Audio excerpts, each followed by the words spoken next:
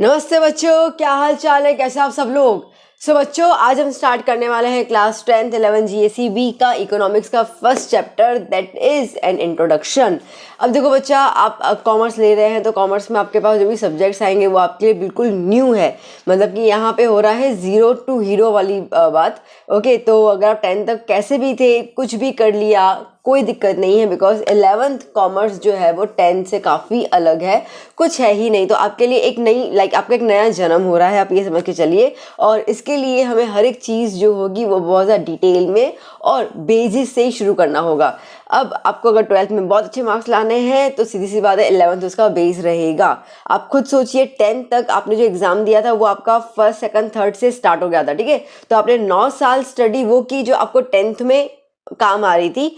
तो अब आपको 12th में काम आने वाली चीज़ है, तो आपको 11th, तो अभी आपके पास एक ही साल है उस बेस को पकड़ने का। तो इसके लिए 11th काफ़ी इंपॉर्टेंट रहता है, थोड़ा टफ भी रहता है, मैं मना नहीं करूँगी, बिकॉज नींव हमेशा डिफ़िकल्ट होती है, ठीक है। उसके बाद अगर नींव आपकी अच्छी होती है ना तो आप इजीली 100 मंजिला बिल्डिंग बना सकते हैं। तो नींव बहुत इंपॉर्टेंट है। तो आपके कॉमर्स की जो है वो नींव है 11th स्टैंडर्ड, और आज हम उसी नींव का पहला चैप्टर करने वाले हैं, इकोनॉमिक्स, और उसका इंट्रोडक्शन क्या है। देखो बेटा, पहली बात तो इकोनॉमिक्स की बात समझो कि इकोनॉमिक्स ये वर्ड आया कहाँ से, क्या उसका पॉइंट आउट होता है। देखो, इकोनॉमिक्स का मतलब ही ये है कि एक वे ऑफ लाइफ, ठीक है। मतलब ऐसा है कि आपके इकोनॉमिक्स, इको मतलब इकोसिस्टम, ठीक है। जहाँ पे आप जॉब कर रहे हैं, आप बिजनेस है, आप कंज्यूमर है, आप प्रोड्यूसर है, आप पैसा कमा रहे हैं, आप पैसा इन्वेस्ट कर रहे हैं, आप पैसा सेव कर रहे हैं, ये सब एक्टिविटीज़ को मिला के हम कहते हैं इकोनॉमिक्स। तो ये इकोनॉमिक्स जो है वो आपको ये सिखाता है कि आपको अपना, ठीक है, पैसा जो है या आपकी जो लाइफ है अर्निंग के लिए, स्पेंडिंग, एक्सपेंडिचर, ये सब कैसे करना है, ठीक है। आपके पास क्या क्या रिसोर्सेस होंगे उसका यूज़ करना है, ये पूरा आपको वो गाइडलाइन देगा, ठीक है। तो ये एक तरीके का सोशल साइंस है। ओके, सोशल साइंस इसका मतलब ये है कि जहाँ पे आपको कुछ चीज़ें अज्यूम की जाएंगी, एक्सपेरिमेंट्स किए जाते हैं, और फिर कौन सी चीज़ बेस्ट होती है टू लीड द लाइफ वो आपको इसके अंदर बताया जाएगा। तो देखिए, अब जैसे कि आपको सीधा पहला बताऊँ मैं कि इकोनॉमिक्स की मीनिंग क्या होती है, तो हमारे पास दो टाइप की मीनिंग रहती है, एक संस्कृत में रहती है और एक ग्रीक में रहती है। जैसे कि ओके, ठीक है, तो अब जैसे बात करते हैं हम लोग संस्कृत के अंदर, तो संस्कृत में वर्ड आता है अर्थशास्त्र। क्या आता है बेटा वर्ड? अर्थशास्त्र। अर्थ मतलब क्या होता है? अर्थ मतलब कि पर्पस या गोल, ठीक है। लाइक आज मैं पैसा कमा रही हूँ तो क्यों कमा रही हूँ, मेरे क्या गोल है। अगर मैं ये जूता खरीद रही हूँ तो क्यों खरीद रही हूँ, उसके पीछे क्या पर्पस है, क्या गोल है, कुछ तो होगा। शादी होगी, बर्थडे पार्टी में जाना होगा, ड्रेस के लिए ये काफ़ी मैच कर रहा है, इसके लिए कुछ तो गोल होगा ना, ठीक है। आज अगर पापा से कहूँगी पापा मुझे मोबाइल चाहिए, तो अगेन कहा आएगा कि क्यों मोबाइल चाहिए, लाइक आप मुझे रीज़न बता दो क्यों चाहिए। लैपटॉप नया चाहिए तो क्यों चाहिए। तो हर एक चीज़ के पीछे एक पर्पस होता ही है, ठीक है। वो पर्पस और वो गोल को हम कहते हैं अर्थशास्त्र। शास्त्र मतलब क्या होता है? स्टडी, ठीक है। तो जैसे कि यहाँ पे अगर हम कंप्लीट देखते हैं तो क्या होता है, द साइंस ऑफ बेनिफिट्स और पर्पस इन प्रैक्टिकल लाइफ, ठीक है। द साइंस ऑफ बेनिफिट्स मैंने कहा कि क्यों। अब क्यों का मतलब ये होता है कि भाई इसमें आपको क्या लाभ है। पापा को आप कहोगे मुझे मोबाइल चाहिए, तो उनका होगा क्या लाभ है उसका, इस उम्र में आपको मोबाइल क्यों चाहिए। तो आप बताओगे कि मैं ऑनलाइन एजुकेशन ले सकता हूँ, मैं ये कर, तो आप उनको अगर काफ़ी सारी चीज़ें बताओगे बेनिफिशियली, तो उनको लगा हाँ ठीक है चलो बच्चे को मोबाइल देना सही है, ठीक है, तो आपको मोबाइल लेके दे सकते हैं। तो एक सिंपल सी बात है, जूता भी तो ये वाला जूता ही क्यों चाहिए, तो many more things. So basically ये एक साइंस है, ये एक सिस्टमेटिक स्टडी है, जहाँ पे आपको, आप जो भी चीज़ कर रहे हो ना उसके पीछे क्या बेनिफिट होगा, उसका पर्पस क्या है, ऑब्जेक्टिव क्या है इन द प्रैक्टिकल लाइफ, वो सिखाया जाता है। दैट इज कंसिडर्ड एज अर्थशास्त्र। अब आपको बता दूं कि अर्थशास्त्र की जो किताब है वो आज भी एक इन्फ्लुएंसर किताब मानी जाती है फॉर द इकोनॉमिस्ट, जो इकोनॉमी की स्टडी करते हैं, जो हमारी कंट्री की इकोनॉमी की बात करते हैं, या जितने भी हमारे कंट्री की स्पेशली बात करते हैं। देखो हर एक कंट्री का अपना इकोनॉमी अलग अलग होता है। इंडियन इकोनॉमी, ऑस्ट्रेलियन इकोनॉमी, ठीक है, अमेरिकन इकोनॉमी। तो हर एक कंट्री का इकोनॉमी अलग होता है, बिकॉज हर एक कंट्री के पास रिसोर्सेज अलग होते हैं, ठीक है, उनका वे ऑफ लिविंग अलग होता है, उनका एक्सपेंस करने का तरीका अलग होता है, उनका इनकम करने का तरीका अलग होता है ना। तो वो कंट्री का अपना खुद का इकोनॉमी है, तो हर एक कंट्री अपना खुद का इकोनॉमी लेके चलता है।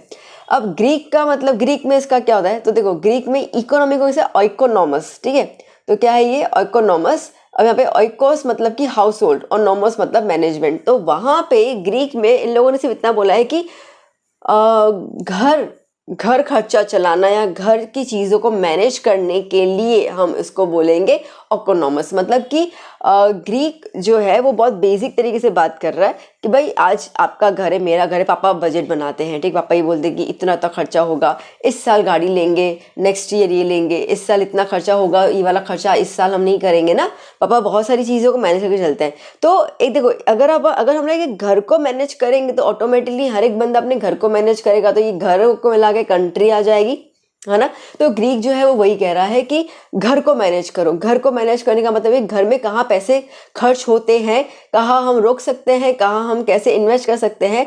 That means the management of house hold. यहाँ पे इनके कंट्री भी हाउस होल्ड में ही इंक्लूड हो जाते, तो वो घर इन अ वेरी स्मॉल पर्सपेक्टिव और हाउस होल्ड को वो लार्ज पर्सपेक्टिव से कंट्री को डिनोट कर रहे हैं, ठीक है। तो ये उनका मीनिंग है। चलिए, अब इंडियन थॉट्स के हिसाब से इकोनॉमी क्या है, ठीक है। पूरा थ्योरेटिकल लेक्चर ही है, हालांकि इकोनॉमिक्स पूरा थ्योरेटिकल ही है, बट ये आपको मीनिंग बता रहा है। इसके लिए थॉट्स को आएंगे, डेफिनेशंस को लेके आऊँगी मैं। तो इकोनॉमिक्स जो है वो इंडियन थॉट्स में क्या है। देखो, इंडियन हिस्ट्री अगर हम बात करते हैं तो आप लोगों ने एसएस तो किया ही है ना, किया है ना अपन ने। तो उसमें हमने देखा था हमारा इंडियन हिस्ट्री, हड़प्पा सिविलाइजेशन, ये वो, तो उसमें किस तरह ट्रेडिंग होती थी, सब अपन ने देखा हुआ ना 10th क्लास में। तो वही चीज़ बात करें कि जो हमारा इंडियन हिस्ट्री है, जो हमारा कल्चर है, और almost more than 5000 years old, ठीक है, तकरीबन 5000 साल पुराना है वो। सो हमारी इंडियन फिलोसॉफी जो है, मतलब फिलोसॉफी के अंदर मतलब कि जो हमारे व्यूज़ होते हैं, इंडियंस के थॉट्स होते हैं, depicts various aspects of our rich culture and human life and provides insight into a way of life। अब देखो, थोड़ा बहुत ऐसे इसमें मैं लेके आऊँ जो हम लोगों ने किया था। तो इसमें क्या बोल रहा है ये कि इंडियन फिलोसॉफी जो है, सॉरी, वो ये बता रही है कि हमारा इंडिया का जो कल्चर है कितना रिच वेरिड कल्चर है, हमारी ह्यूमन लाइफ कैसे होती थी, ओके। यहाँ तक कि वो इंसाइट्स मतलब कि हमें एक परसेप्शन भी दे रहा है सोचने का, अ वे ऑफ लिविंग, कैसे हम लोग जीते थे। अब आप पूरा का पूरा सिविलाइजेशन का याद करो, हड़प्पन से टाउन प्लानिंग कैसी थी, टाउन प्लानिंग भी इकोनॉमिक्स में आ जाती है, सीधी सी बात है, ठीक है। वहाँ का ट्रेड कल्चर कैसा था। अब जैसे आपको पता है कि सिक्के, मोहर, सील्स, ये सब हड़प्पन सिविलाइजेशन में आया था। तो वहाँ के लोग कैसे ज़िंदगी जीते थे, that is considered as the economics. अब हिंदुइज्म में ना बेटा एक कॉन्सेप्ट है जिसको हम कहते हैं पुरुष अर्थ। पुरुष अर्थ मतलब कि पुरुषार्थ, पुरुषार्थ वैसे नॉर्मली पुरुषार्थ कहा जाता है। पुरुषार्थ का नॉर्मल मतलब मेहनत करना है, पर्पस, ठीक है, गोल। तो बेसिकली ये रिफर करता है purpose of a human being. It refers to the 4 goals and 4 aims of the human life, ठीक है। हमारे यहाँ पे चार पुरुषार्थ है, मतलब कि 4 हमारे पास एम्स होते हैं to lead a very good life, good human life. अब कौन से हैं, तो सबसे पहले हम बात करते हैं यहाँ पे, एक आता है अर्थ। अर्थ मतलब पर्पस, ठीक है, पर्पस, बेनिफिट, वेल्थ। फिर आता है काम, आपको पता होगा ये सब चीज़ें आते हैं ना, अर्थ, काम, मोक्ष, धर्म, ये सब चीज़ें आती है, बस वही बात हो रही है, ठीक है। काम मतलब डिज़ायर, इच्छाएं। फिर आता है मोक्ष, मोक्ष मतलब कि एक्चुअली 3rd नंबर यहाँ पे आना चाहिए, धर्म, ठीक है। फिर आता है एक्चुअली 3rd धर्म, धर्म मतलब कि आपका फ़र्ज़ क्या है, ड्यूटी क्या है। फिर आता है लास्ट मोक्ष, मोक्ष मतलब कि लिबरेशन। तो ये जो हमारे इकोनॉमिक्स के अंदर हम देखें, ये हमारा, ये जैसे मैंने कहा ना, it's a way of life, वो ज़िंदगी कैसे जीना है वो बताता है। तो हमारी ज़िंदगी में 4 मेन गोल होते हैं। पैसा कमाना है, ज़रूरी है, ठीक है। पैसा, हम ये बोले कि पैसे की कोई ज़रूरत ही नहीं है, तो ये चीज़ पागलपंती है। खाओगे क्या, हवा खा के थोड़ी ज़िंदगी गुजार सकते हैं हम लोग, ठीक है। और ना ही कोई तुम्हें पूरी ज़िंदगी खिला भी सकता है, तो तुम्हें पैसा कमाना पड़ेगा। तो पैसा कमाने के लिए वो पैसा क्यों कमाना है, पैसा कमाना है वो तो फैक्ट है। अब क्यों कमाना है, दैट मीन्स अर्थ, ठीक है। तो उसका बेनिफिट क्या होगा, वेल्थ का पर्पस क्या होगा वो। फिर आता है डिज़ायर, काम, ठीक है। काम मतलब कि इच्छाएं। अब अगर ये है कि देखो, इच्छाएं मतलब ऐसी होती है ना कि जो कभी पूरी हो ही नहीं सकती है, ठीक है। अगर पापा ने आपको बोला कि ठीक है आप 95% 10th में लेके आओ, मैं आपको मोबाइल लेके दूंगा।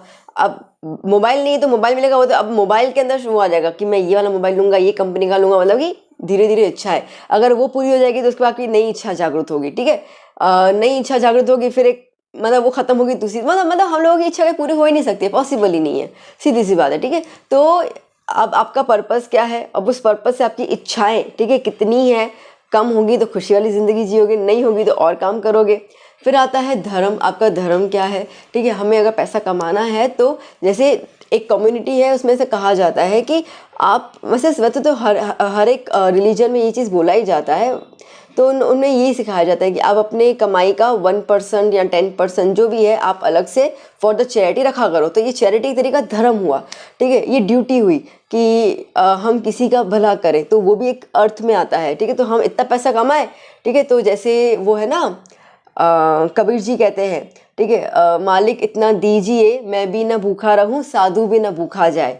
बात समझ में आ रही है? तो अर्थ, ठीक है, वो आया, इतना दीजिए कि ना मैं भूखा रहूं, मतलब कि मेरी इच्छाएं पूरी हो जाए, और ना ही साधु भूखा जाए घर से। इसका मतलब कि मैं वो कोई मेरे घर पे आता है तो it's my duty, it's my फर्ज कि मैं उनको अच्छे से ट्रीट करूं। तो धर्म आ गया, और इन सब को मिला के आपको क्या मिलता है? मोक्ष मिलता है, लिबरेशन, ठीक है। तो एक टाइम आता है कि now okay it's a way of life, हमें अभी मोक्ष प्राप्त करनी है। आई होप कि आप इन चारों का पॉइंट समझ चुके हैं। चलिए तो हम बात करते हैं अभी थोड़ा सा और। सो ये जो 4 पुरुषार्थ हैं, so one of these 4 goals all the activities done for the earth, ठीक है। तो हम जैसे भी डिस्कस किया कि मैक्सिमम सारी जो चीज़ें हैं वो बेसिकली अर्थ के लिए की जाती है, बेनिफिट्स के लिए की जाती है ना, कि हम क्यों कर रहे हैं, are the subject matter of economics. Thus any activity done with the purpose of obtaining some benefit, ठीक है। तो अब ना सिंपल सी बात करते हैं अभी। तो कोई भी काम किसी पर्पस के लिए किया जाता है, और उस पर्पस में कोई ना कोई बेनिफिट हो, कोई ना कोई प्रॉफिट हो, कोई ना कोई एडवांटेज हो, ठीक है। तो उस एक्टिविटी को हम कहेंगे इकोनॉमिक एक्टिविटी, ठीक है। जैसे कि मैं अभी आपको चैप्टर पढ़ा रही हूँ, ओके, तो ये एक्टिविटी कर रही हूँ मैं, मेरा पर्पस क्या है? मेरा पर्पस ये है कि बच्चों का मैं कॉन्सेप्ट क्लियर कर पाऊँ, बच्चों को मैं स्टडी में मज़ा करवा पाऊँ, ठीक है। बच्चों के सारे डिटेल्ड चीज़ों को बताऊँ ताकि बच्चे को कोई भी सब्जेक्ट डिफ़िकल्ट ना लगे। बच्चा किसी भी कोने में बैठा हो, वो अगर सपना मैम से पढ़ना चाहता है तो उसके पास अवेलेबिलिटी हो, तो मैं उतना बेस्ट लेक्चर दूँ, है ना। ये मेरा पर्पस है। अब इससे बेनिफिट क्या है? इसमें मेरा बेनिफिट भी है, आपका बेनिफिट भी है। मेरा बेनिफिट ये है कि बच्चे मुझे प्यार करें, और आपका बेनिफिट ये है कि आपको घर बैठे बैठे एक अच्छा सा एजुकेशन मिल रहा है। तो ये एक्टिविटी कैसी हो गई? इकोनॉमिक एक्टिविटी हुई यहाँ पर, ठीक है। तो ये दैट इज के इकोनॉमिक। तो इकोनॉमिक में याद करना 2 चीज़ें आती हैं, पर्पस क्यों हो रहा है और उसके पीछे का बेनिफिट क्या मिलेगा हम लोगों को। Okay, so artha is one of the 4 goals और duties of human being to create wealth. अब थोड़ी सी हम बात करते हैं पैसों की, बिकॉज कॉमर्स लिया है तो पैसे का माइंड तो सेट है इसके अंदर। टू क्रिएट वेल्थ क्रिएट करना है as a means of living and for the materialistic pleasure, ठीक है। तो हमें वेल्थ को क्रिएट करना है as a means of living, अच्छी ज़िंदगी जीने के लिए, और जो साधन सुविधाएं होती हैं वो भी प्राप्त हो जाए उसके लिए। हर कोई इसके लिए काम करता है। आज आप भी स्टडी कर रहे हो तो आपको भी यही पर्पस है, नहीं मैं बड़ी होके इतना पैसा कमाऊंगी, ठीक है, तो अपना घर लूँगी, गाड़ी लूँगी, ये मोबाइल लूँगी, ऐसे करूँगी, यहाँ घूमने जाऊँगा, वहाँ घूमने जाऊँगी, होगा ना। आपके पेरेंट्स का भी है, हमारा भी है, तो हम सबका यही है कि हम एक अच्छी सी ज़िंदगी जिए और सारी सुख सुविधाएं हमारे आसपास हो, तो that is the economy. Okay, तो अब बेसिकली बात करते हैं कि 2500 साल पहले की बात है। कौटिल्य, अब कौटिल्य जी बहुत फेमस, ठीक है। So Kautilya who is also known as the Chanakya, ठीक है, उनको चाणक्य कहा जाता है अभी भी। In the book the Arthashastra discuss the purpose of economy undertaken by state and the society, ठीक है। तो इकोनॉमी एक्टिविटी करने के पीछे का क्या ऑब्जेक्टिव होगा, और वो स्टेट लाइक देश, ठीक है, किंग, उस टाइम किंगडम हुआ करता था ना, ठीक है। तो राजा, उसकी प्रजा, उसको क्या बेनिफिट होगा, क्या एक्टिविटी से सबका भला होगा, उस पूरी किताब को अर्थशास्त्र की किताब से जाना जाता है। तो कौटिल्य जी के हिसाब से जो मेन इंटेंशन है अर्थ का वो है वेल्थ, ठीक है। तो पैसा, देखो एक चीज़ याद करना, अब आप कॉमर्स में आ गए हो तो you should be clear with the difference कि शाहूकार होना, लाइक पैसे वाला होना, और वेल्दी होना, रिच एंड वेल्दी, इनमें इसमें डिफरेंस है ना। रिच इसका मतलब ये होता है कि आपके पास सब चीज़ें अवेलेबल है, राइट नाउ एट प्रेजेंट आपके पास सब चीज़ अवेलेबल है, ठीक है। रूम में एसी भी है, मोबाइल भी है, लैपटॉप भी है, सब कुछ सुख आपके अभी के टाइम पे जो आपको सुख सुविधा चाहिए आपके पास है, that means you are rich person, ठीक है। वेल्थी इसका मतलब कि 10 साल के बाद भी वो चीज़ आपके पास अवेलेबल हो, दैट इज़ द वेल्थ, ठीक है। 10 साल के बाद उसके दुगना हो जाए, दैट इज़ अ वेल्थ। तो यहाँ पे बात हो रही है वेल्थ के बारे में। So a piece of land on which a human settles is considered his wealth, ठीक है, प्रॉपर्टी वेल्थ में आ जाती है क्योंकि वो हर बार बढ़ती रहती है। तो एक लैंड जहाँ पे लोग बसते हैं उसको हम लोग अर्थ कहेंगे। दस the science explaining the purpose and utility of the wealth. अब ये जो लैंड आपके पास है उसका आप किस तरीके से यूज़ कर रहे हो on the earth is called the economics. उसको हम क्या बोलेंगे, इकोनॉमिक्स कहेंगे। देखो आपके पास एक लैंड है, अब आप उस लैंड में अपना घर बना के रह सकते हो, आप उस लैंड में खेती कर सकते हो, खेती करोगे तो पैसा आएगा उसमें से, आप उस लैंड में कोई ना कोई इंडस्ट्री लगा सकते हो। बताइए, मतलब एक चीज़ का बहुत ज़्यादा यूटिलाइज कर रहे हो। अब उसके पीछे का पर्पस और बेनिफिट किस में ज़्यादा है, उसका पर्पस क्या है, उसमें बेनिफिट कितना ज़्यादा है, अगर उस चीज़ को आप मेजर कर सकते हो दैट मीन्स कि यू आर द इकोनॉमिस्ट। ठीक है, इसका मतलब कि आप इकोनॉमी को समझ चुके हो। बात समझ में आई बच्चा? चलिए, now development of economics as a science in the west, ये अपना ईस्ट का पूरा कल्चर चल रहा था। अब हम बात करेंगे west culture, western culture. Okay, that means कि इंडिया के बाहर की बात। अब उस टाइम पे जैसे हमने स्टार्टिंग ऑफ द स्लाइड्स में ही देखा था, ग्रीक फिलोसोफर्स जो थे वो ज़्यादा इस चीज़ पे चर्चा करते थे। तो वेस्ट में इकोनॉमिक्स का डेवलपमेंट किस तरीके से हुआ, तो जो ग्रीक फिलोसोफर हैं एरिस्टोटल, उन्होंने अपने व्यूज़ दिए इकोनॉमिक्स को लेकर। उनकी जो किताब थी इकोनॉमिका।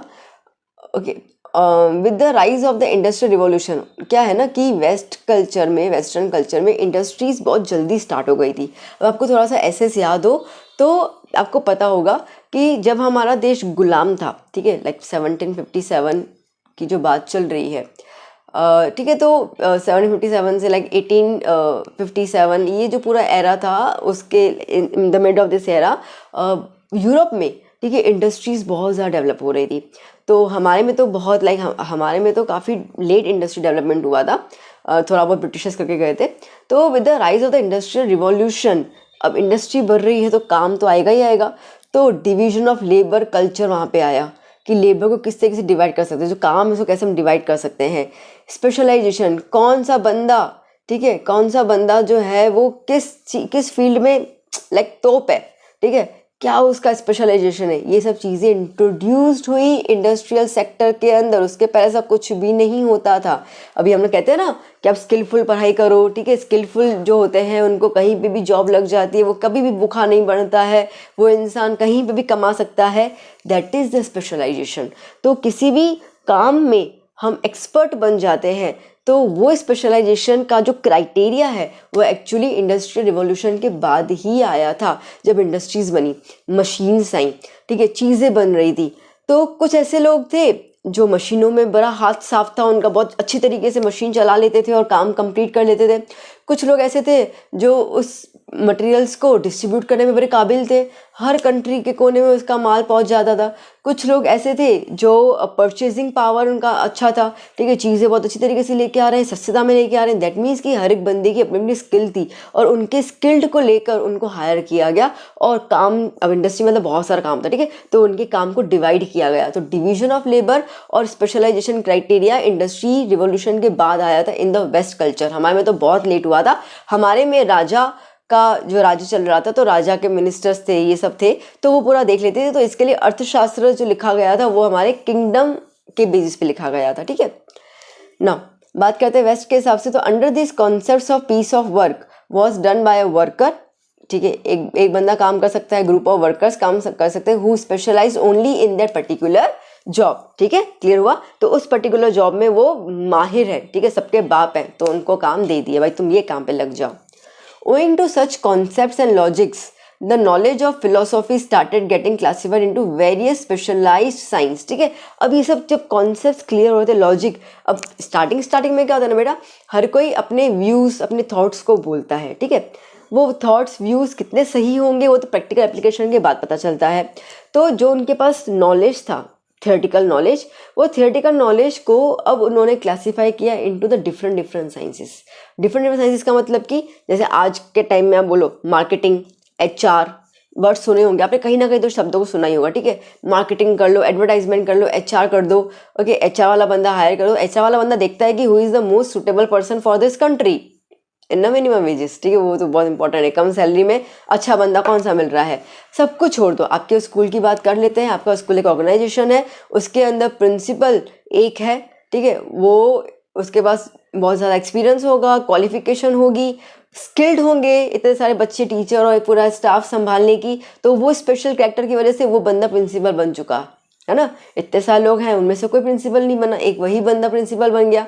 बात करते हैं मैथ्स के टीचर की, तो मैथ्स के टीचर के अंदर वो कैलकुलेशन, वो झपटी, ये सब चीज़ें होंगी, तो मैथ का टीचर बन गया। मैथ का टीचर आप लोगों को हिंदी पढ़ाते हुए नजर नहीं आएगा, ठीक है। हिंदी के जो चीज़ें चाहिए तो हिंदी वाला टीचर एक्सपर्टाइज है। दैट मीन्स कि अगर आप देखो तो आपके पास 7 सब्जेक्ट है, 7 सब्जेक्ट के लिए you have the special faculty, okay. फिर उसको मैनेज करने के लिए अलग एडमिनिस्ट्रेटिव है हमारे पास स्कूल में, उनको मैनेज करने के लिए प्रिंसिपल है, प्रिंसिपल मैनेज करेंगे ट्रस्टी है। डिविजन ऑफ लेबर हुआ, काम डिवाइड हो रहा है इसके अंदर, काम डिवाइड हुआ, और जो बंदा जिसमें स्पेशल स्किल लेके बैठा हुआ है उसको वो काम सौंप दिया कि अब तुम ये काम करो। बात आई समझ में। अब क्या मैथ्स वाले टीचर को हिंदी आती नहीं होगी क्या? आती होगी, सीधी सी बात है। हिंदी वाले टीचर को क्या मैथ्स का कुछ भी नहीं आता होगा? ऐसे तो पास नहीं किया होगा 12th तक, तो हिंदी वाले टीचर ने भी तो 12th किया होगा ना। अगर 10th तो उसने भी किया होगा, तो 10th तक तो मैथ्स उसने भी की होगी, पर आता भी होगा। But the point is that skilled, ठीक है, स्पेशलाइजेशन। तो ये फिर ऐसा लगा कि नहीं ये बंदा यहाँ पे स्पेशल, अब ये बंदा यहाँ पे, तो उनको डिवाइड किया गया, उनको क्लासीफाई किया गया। और जब भी चीज़ों को सिस्टमेटिक तरीके से किया जाता है ना, उस चीज़ को हम कहते हैं साइंस। कई बार बच्चे पूछते हैं मैम साइंस का मतलब है क्या? साइंस का मतलब और कुछ नहीं, it's a very systematic and organised study को हम साइंस बोलते हैं। वही चीज़ इकोनॉमिक्स के अंदर भी आ गई। सोशल साइंस, अब मैंने अभी एक वर्ड यूज़ किया था इसका ना, social science started getting developed as a special branch such like the science of physics, mathematics. उससे ये सोशल साइंस भी एक अलग से पूरा ब्रांच बन गया। आप 10th करके आए हो सोशल साइंस के अंदर, ठीक है। तो उन सब के अंदर आपको पूरा का पूरा समाज के बारे में बताते हैं, कैसे बैठना है, उठना है, रीति रिवाज, उसके अलावा कानून, ये वो हर एक चीज़ बताई जाती है, ठीक है। तो that is a social science. Social science का अगर एक और मतलब समझाओ ना बेटा, तो उसका मतलब ये है कि देयर इज़ नो रिजिडिटी। एक साइंस कैसा होता है? साइंस थोड़ा रिजिड है। कैसे रिजिड है भाई? अगर मैं ये पेन फेंकूंगी तो वो नीचे ही जाएगी, due to the gravitational force वो नीचे ही जाएगी, फिक्स रिजिड, इसमें कोई चेंजेस नहीं हो सकते। बट सोशल साइंस का क्या इज़ अ फ्लेक्सिबल सब्जेक्ट, जिसमें आए दिन नए नए चीज़ें आप देखते हो, उसको प्रैक्टिकल एप्लीकेशन में लेते हो, और जो चीज़ बहुत अच्छे से बैठ जाती है वो तुम फिर उसको बिजनेस में लेके आते हो। तो ये एक ट्राई एंड एरर मेथड की तरह चेंजेस होता है, और इसके लिए ये फ्लेक्सिबल है क्योंकि आप उसके अंदर अपनी थियोरीज को बदल सकते हो, कोई भी रिजिडिटी फिक्स नहीं है उसमें। Now the methodologies of social science were no longer based up purely upon the descriptive logic, ठीक है। मैंने कहा ना ये सिर्फ डिस्क्रिप्टिव नहीं है भाई, बोल दिया भाषण देने वाली बात नहीं है, प्रैक्टिकल तो यहाँ पर भी है, ठीक है। मैं आप लोगों को अगर 500 रुपये दूँ या पापा आपको 500 रुपये दे, चलो एक एग्जांपल ले लेते हैं। आपका बर्थडे आ रहा है नेक्स्ट मंथ में, आपने कहा कि पापा मुझे पैसे चाहिए, मुझे नए शूज़ खरीदने हैं, मुझे शर्ट खरीदनी है, मुझे अपने दोस्तों को पार्टी भी देनी है, तो मुझे पैसे चाहिए। पापा ने कितने पैसे चाहिए? अपने वालों को 5,000 रुपये चाहिए। पापा ने बोला ये ले 1,500 रुपये, ठीक है, 1,500 रुपये ले, और इसमें देखो जो पार्टी देनी है दे, मेरे को आगे पैसे नहीं मांगना। मतलब अब क्या हुआ? अब उन 1,500 में अब आप देखोगे कि ये 1,500 को मैं कैसे यूटिलाइज करूँ।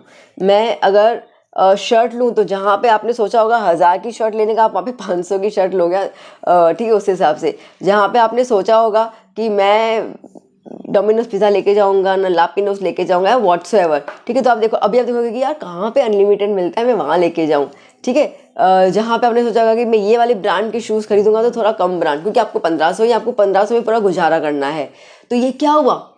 ये हुआ क्या? ये हुआ प्रैक्टिकल एप्लीकेशन, ठीक है। पापा ने आपको बोला नहीं कि बेटा ये ले, इतना यहाँ खर्च करना। पापा ने बोला, पापा मैं तो 1,500 रुपये देता, तो कुछ जो करना है कर ले, ठीक है। तो डिस्क्रिप्टिव लॉजिक नहीं है, अभी क्या हो गया? ये हो गया अभी प्रैक्टिकल लॉजिक, प्रैक्टिकल एप्लीकेशन। पैसे हैं, रिसोर्सेज हैं आपके पास, पैसा दैट मीन्स कि रिसोर्स है, ठीक है। रिसोर्स आपके पास, ना यूटिलाइज इट, जितना आप बेनिफिट निकाल सकते हो उतना निकालोगे। ये असली मतलब इकोनॉमिक्स का जो मैं अभी आपको बोला, ठीक है। असली में समझ में आया ना? आपको मैंने चीज़ें दे दी है, 1,500 रुपये मेरे पास है, मैंने दे दिए, पापा के पास थे उन्होंने दे दिए। Now how to make the best use of this 1,500 is up to you. Bingo, clear? That is the economics, that is the way of life, that is the knowledge of using the money you have. Okay, so studies under social science were now backed up with the scientific tools, ठीक है। तो ये बात है कि scientific tools का मतलब कि ये क्या मशीनें बात नहीं हो रही है यहाँ पे। साइंटिफिक टूल्स या मेथड्स का मतलब है नए नए तरकीबें आप देखोगे, ठीक है। अब आपका बर्थडे अगर आ रहा होगा मंडे को समझो, और आपको पता है कि लापिनोज में ट्यूसडे को, आई एम नॉट श्योर, मैं जस्ट बोल रही हूँ, लापिनोज में ट्यूसडे को पिज़्ज़ा सस्ता भी होता है और अनलिमिटेड भी होता है। एक काम करता हूँ, मैं कन्विंस कर लेता हूँ अपने फ्रेंड्स को कि ट्यूसडे चलते हैं, आज फैमिली के साथ डिनर पे जाना है। क्या बोलते हो? आपने क्या कर लिया, अपनी इज्जत कायम रखने के लिए आपने नेक्स्ट डे का बोल दिया। कल करते हैं ना यार, आज फैमिली के साथ जाना है, कल आपको जोरदार, क्योंकि आपको पता है कि मेरे कम पैसों में अच्छी ट्रीट हो जाएगी। That is the scientific methods, these are the scientific tools. Am I clear? ठीक है, लेक्चर बोरिंग तो नहीं लग रहा, समझ में आ रहा है ना? बेसिकली क्या नई नई चीज़ें, इसके लिए थोड़ा डिटेल में मैं कोशिश करूँगा समझाऊँ और बेहतरीन तरीके से। फिर भी आपको वीडियो में कुछ लगे तो आप मुझे ज़रूर बताइएगा इन द कमेंट सेक्शन। वैसे तो आप काफ़ी इंटरेक्टिव है ही बच्चे। चलिए आगे देखते हैं। So study human activities with the purpose. चलो अब ध्यान देना, ह्यूमन एक्टिविटीज़ को स्टडी करना with a purpose was not solely a subject matter politics और social philosophy, but it also developed as an independent science. ठीक है, ह्यूमन एक्टिविटीज़ को स्टडी करना, ह्यूमन एक्टिविटीज़ मतलब क्या होता है? आज तुम लोग बैठ के अंबानी की प्री वेडिंग शूट देख रहे थे, प्री वेडिंग तो ये क्या था, वो उनकी एक्टिविटी थी जो हम देख रहे थे विद अ पर्पस। कुछ ना कुछ तो पर्पस होगा, मैंने नहीं देखी, किसी और ने भी नहीं देखी होगी, पर किसी किसी ने पूरी की पूरी देखी, जो भी आ रहा था सब लोग देख रहे थे, तो there would be some purpose. ठीक है, ये पर्पस जो है वो खाली ऐसा नहीं है कि हम देखें मजा आ रहा है, नहीं, ये एक इंडिपेंडेंट साइंस है। ठीक है, आप वहाँ से देखोगे कि कितने बड़े बड़े लोग आए थे, ठीक है, वो कैसे डील कर रहे हैं आपस में, हुआ था कि नहीं हुआ था। चलो एक एग्जाम्पल लूँ अच्छा वाला, थोड़ा थोड़ा आप शायद मुझे करेक्ट कर सकते हो, मुझे इतना ज़्यादा याद नहीं है उसके बारे में। तो जैसे रियाना जी को उन्होंने बुलाया था, क्योंकि सब लोगों को लगा इतने सारे पैसे देकर रियाना को सिंगिंग के लिए बुलाया, इतने सारे पैसे देकर। फिर बात थोड़ी बाहर ये आई कि उनका कुछ कॉस्मेटिक का कुछ ब्रांड चलता है रियाना जी का, उनको उसमें इन्वेस्ट करना था, वो ब्रांड इंडिया में लाना था। आगे बिजनेस एक्टिविटी। अब सुनना, उन्होंने अपनी बेटी की शादी जो भी था प्री वेडिंग वगैरह, ठीक है, वो उन्होंने एक्टिविटी की। वो एक्टिविटी के पीछे जो सब्जेक्ट मैटर था, मतलब कि जो थिंकिंग थी वो क्या थी, वो एक साइंस था। साइंस मतलब क्या है, उनके दिमाग में चल रहा था कि इसके साथ मैं कोलैबोरेट कर लूँगा, मैं उसकी ब्रांड को यहाँ खोलूँगा और कॉस्मेटिक वाली जो दुनिया है उसके अंदर मैं चार चांद लगा दूंगा। That was the thinking of the Ambani and that is the economy. क्या बोलते हो? पैसे खर्च हुए, बट वो पैसे का कैसे यूज़ किया ना, वो एक्चुअली बंदे की सोच पे आता है। एज अ ले मैन हम लोग बोलो अरे इतने करोड़ रुपए खर्च किए, इतना कर लिया, बट बीइंग अ बिजनेसमैन उसने वो दिमाग लगाया। ठीक है, तो यहाँ पे बात वही चल रही है कि ह्यूमन एक्टिविटीज़ जो होती हैं, जो भी हम देखते हैं, वो खाली फिलोसॉफी नहीं है, दैट इज़ इंडिपेंडेंट साइंस। ठीक है, वो एक साइंस है। साइंस मतलब ये एक स्टडी, एक सिस्टमेटिक स्टडी है जो किसी पे डिपेंड नहीं करती है। अब इस पर हम लोगों ने एक प्यारा सा इंफॉर्मेशन दिया था एडम स्मिथ ने। एडम स्मिथ को कहा जाता है फादर ऑफ इकोनॉमिक्स। ठीक है, याद करना, he is known as the father of economics. ठीक है, did a deep thoughtful study on the creation of wealth. Wealth कैसे क्रिएट करना है वो, अगर मैंने आपको बताया। रिच मतलब कि आज का भाई मेरे को महीने का 50,000 रुपये चाहिए, मैं उतना कमा लेती हूँ तो बस मैं रिच हूँ। बट मुझे अगर 50 करोड़ रुपए कमाने हैं, ठीक है, दैट इज़ द वेल्थ। वो सोच, तो उसको वेल्थ बोलते हैं कि 10 साल के अंदर मैं 50 करोड़ रुपए कमा लूँगी, तो दैट इज़ द वेल्थ। तो उन्होंने उसके लिए 1776 में एक किताब लिखी थी, an inquiry into the nature and cause of wealth of nations. ठीक है, और इस बुक को बेसिकली पॉपुलरली नोन माना जाता है as a wealth of nations. क्या मानते हैं इसको अपन? वेल्थ ऑफ नेशन, कि एक नेशन किस तरीके से वेल्थी हो सकता है। अरे यार, अमेरिका को भी ब्रिटिश अपना गुलाम बनाया था, ठीक है, फिर भी वो उभर गया, अभी नंबर 1 कंट्री पे है। ठीक है, आज इतनी सारी कंट्रीज हम देखते हैं, तो कुछ कंट्री ऐसी जो बड़ी पुअर है ना, अफ़गानिस्तान ले लो, अफ्रीका ले लो, ऐसी कुछ कंट्री जो बहुत पुअर है, कुछ कंट्रीज है जो बड़ी लाइक जोरदार ज़िंदगी जीती है ना। जापान ले लो, जर्मनी ले लो, डेनमार्क ले लो, ऑस्ट्रेलिया, अमेरिका ले लो, तो ये वाली, तो ये क्या है, उसके पास जो पैसा है, वो कंट्री में जो पैसा है, वो पैसा आने का रीज़न कैसा है, और वो कंट्री पैसा कैसे खर्च करती है, वेल्थ कैसे जनरेट करती है, इस पे पूरी उन्होंने किताब लिखी थी। किसने? एडम स्मिथ ने।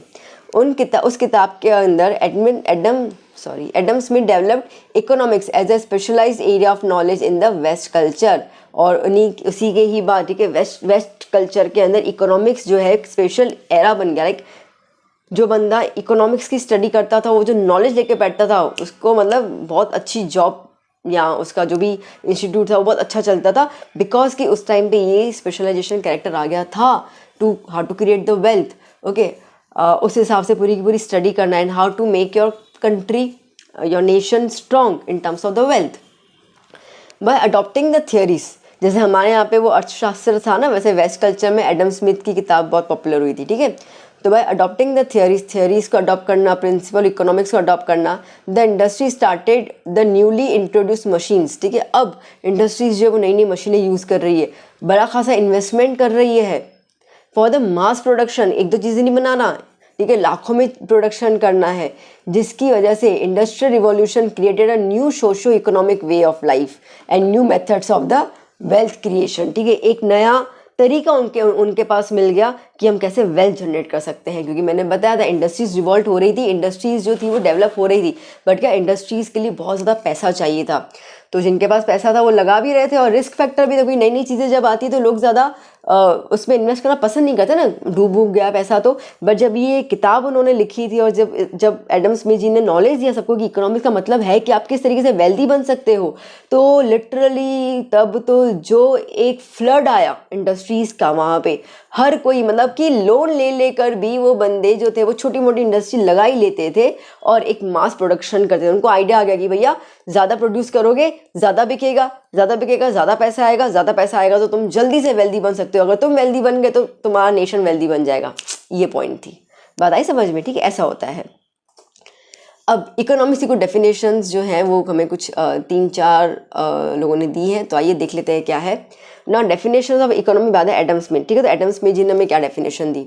Economy is the study of nature and causes of the wealth end of nation. अभी डिस्कस कर लिया। ठीक है, इकोनॉमी एक स्टडी है जो आपको नेचर और वेल्थ लाइक, ठीक है, उसका कॉजेज मतलब कि रीज़न, तरीके, ठीक है, नेशन का वेल्थ कैसे ग्रो कर सकते हैं and what would be the nature कैसा होना चाहिए वेल्थ ग्रो करने का। ठीक है, इंडिपेंडेंट होना चाहिए, खुद के ऊपर अपन चीज़ें बनाए और बाहर अपन उसको एक्सपोर्ट करें, वो होना चाहिए, कैसे करना है, like many more things. As per the definition, economics study the exchange of physical wealth produce by the labour. उनके हिसाब से क्या था, इकोनॉमिक्स एक स्टडी है जहाँ पे हम लोग फिजिकल वेल्थ जो है उसको हम क्रिएट कर सकते हैं बाय द लेबर। मतलब लेबर मतलब मजदूरी करना। ठीक है, उस टाइम में सबके सब कोई पढ़े लिखे लोग तो थे ही नहीं ना, तो इसका मतलब है कि मजदूरी करके, कोई नहीं, मजदूरी मतलब काम करना। ठीक है, काम करके आप ना फिजिकल वेल्थ मतलब कि पैसा। ठीक है, फिजिकल वेल्थ तुम्हारे हाथ में, तुम काम करोगे तुम्हारे हाथ में पैसा दिया जाएगा, वो सैलरी या पर डे का जो वेजेस है, ये वाला कल्चर इसके बाद ही तो आया था, पहले से कोई कल्चर था ही नहीं। ठीक है, तो दैट मीन्स आप काम करोगे तो आपको हाथ में पैसा मिलेगा, that is a physical wealth. ठीक है, तुम्हारे पैसा मिलेगा, अब वो तुम उस पैसे को कैसा यूज़ करते हो, दैट इज़ मतलब कि अगर मैं इन शॉर्ट बोलूँ ना तो इकोनॉमिक्स का उस दौरान जो एडम स्मिथ ने हमें डेफिनेशन दिया था वो ये था, ये कुछ भी नहीं है, तुम काम करो तुमको पैसा मिलेगा। ठीक है, अदला बदली, गिव एंड टेक रिलेशनशिप, तुम मुझे काम करके दो मैं तुमको पैसा दूंगा, दैट्स द पॉइंट। बात आई समझ में? तो इकोनॉमिक्स का उन्होंने ये मतलब बताया, आज भी वो चीज़ चल रही है।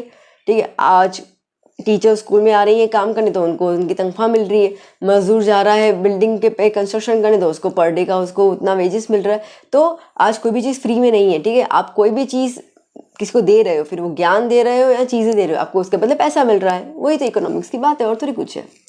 तो एडम स्मिथ ने इंट्रोड्यूस किया economics as a social science. The reason for this was on one hand he studied human efforts and on the other hand he studies the methodology for scientific. ठीक है, इन्होंने क्या किया, social science क्यों बोला, क्योंकि समाज, लेबर। ठीक है, तो एक हाथ में आप सोसाइटी के बारे में स्टडी कर रहे हो और दूसरे हाथ मतलब कि दूसरी तरफ आप उसके अंदर मेथड लेके आ रहे हो, मेथड मतलब कि सिस्टमेटिक ऑर्गेनाइजेशन लेके आ रहे हो। ठीक है, तो ये साइंटिफिक तरीके से कैसे हम काम करवा सकते हैं, दैट इज आपके पास लोग तो है। ठीक है, आपने एक इंडस्ट्री खोली है, आपके पास 10 लोग हैं, अब वो आपको देखना है कि इन 10 लोग मतलब ह्यूमन एफर्ट्स आपके पास हैं। ठीक है, आपके पास सोसाइटी है, अब इनमें से कौन मशीन का काम करेगा, कौन पियून का काम करेगा, ठीक है, कौन पैकिंग में जाएगा, कौन डिस्ट्रीब्यूशन में जाएगा, कौन परचेजिंग में जाएगा। बात समझ में आई?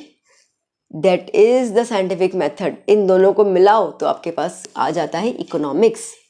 Since the time of the Adam Smith economics was studied as an independent science and not as a part of the general philosophy. ठीक है, तो ये किसी के साथ कनेक्टेड नहीं है। हम ये चीज़ नहीं बोल सकते हैं कि आपने कॉमर्स लिया है तो ही आप इकोनॉमिक्स पढ़ सकते हो ना बाबा, आर्ट्स वाले भी इकोनॉमिक्स ले सकते हैं। अभी एनईपी रूल जो आ रहा है तो उसमें क्या था कि आप कोई भी सब्जेक्ट चूज कर सकते हो, अभी एप्लीकेबल हो जाएगा मे बी। तो आप कोई भी, तो आज एक साइंस वाला बंदा जो है जो फिजिक्स और केमिस्ट्री पढ़ेगा तो वो साथ में इकोनॉमिक्स ले सकता है साथ में, क्योंकि कहीं ना कहीं उसको तो रियल वर्ल्ड में काम ही करना है ना। ठीक है, अगर बायोलॉजी बन करके वो नीट करके डॉक्टर बनेगा तो डॉक्टर में भी उसको तो ये देखना है कि किसको किसको मुझे कंपाउंड क्या बोलते हैं वहाँ रखना है, रिसेप्शन में रखना है, किसको मुझे नर्स का काम देना है, ठीक है, किसको मेरे को झाड़ू पोछे के लिए रखना है, तो किसको मुझे पेशेंट्स का ध्यान रखने के लिए रखना है। बताए तो ये क्या, ये इकोनॉमिक्स ही तो है ना। Human, you have the human resources and how to make the best of the human resources is the economics. ठीक है, तो इसके लिए आपको रियल लाइफ में तो काम करना ही है, पैसे कमाने ही है। ठीक है, साइंस लो, कॉमर्स लो, आर्ट्स लो, आपको पैसे कमानी है तो पैसे कमाने, तो इकोनॉमिक्स इज अ बेस। तो ये एक इंडिपेंडेंट साइंस है, ये किसी भी फील्ड के साथ मैच नहीं करते, हर एक फील्ड का बंदा उसको स्टडी कर सकता है।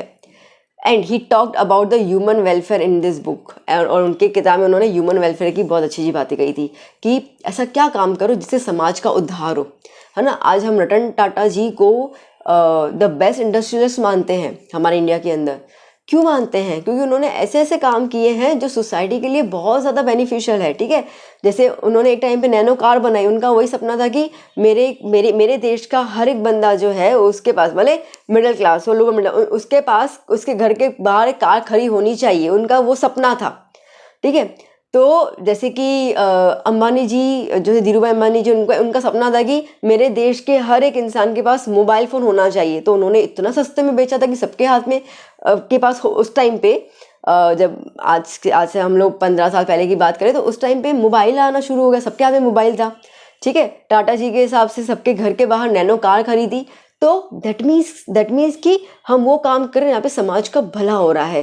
ठीक है, समाज की इच्छाओं को हम पूरी करने की कोशिश कर रहे हैं, ये इकोनॉमिक्स में आता है। उसके बाद इकोनॉमिक्स का डेफिनेशन दिया बेटा अल्फ्रेड मार्शल जी ने। किसने दिया? Alfred Marshall. ओके, अब इन्होंने क्या कहा था?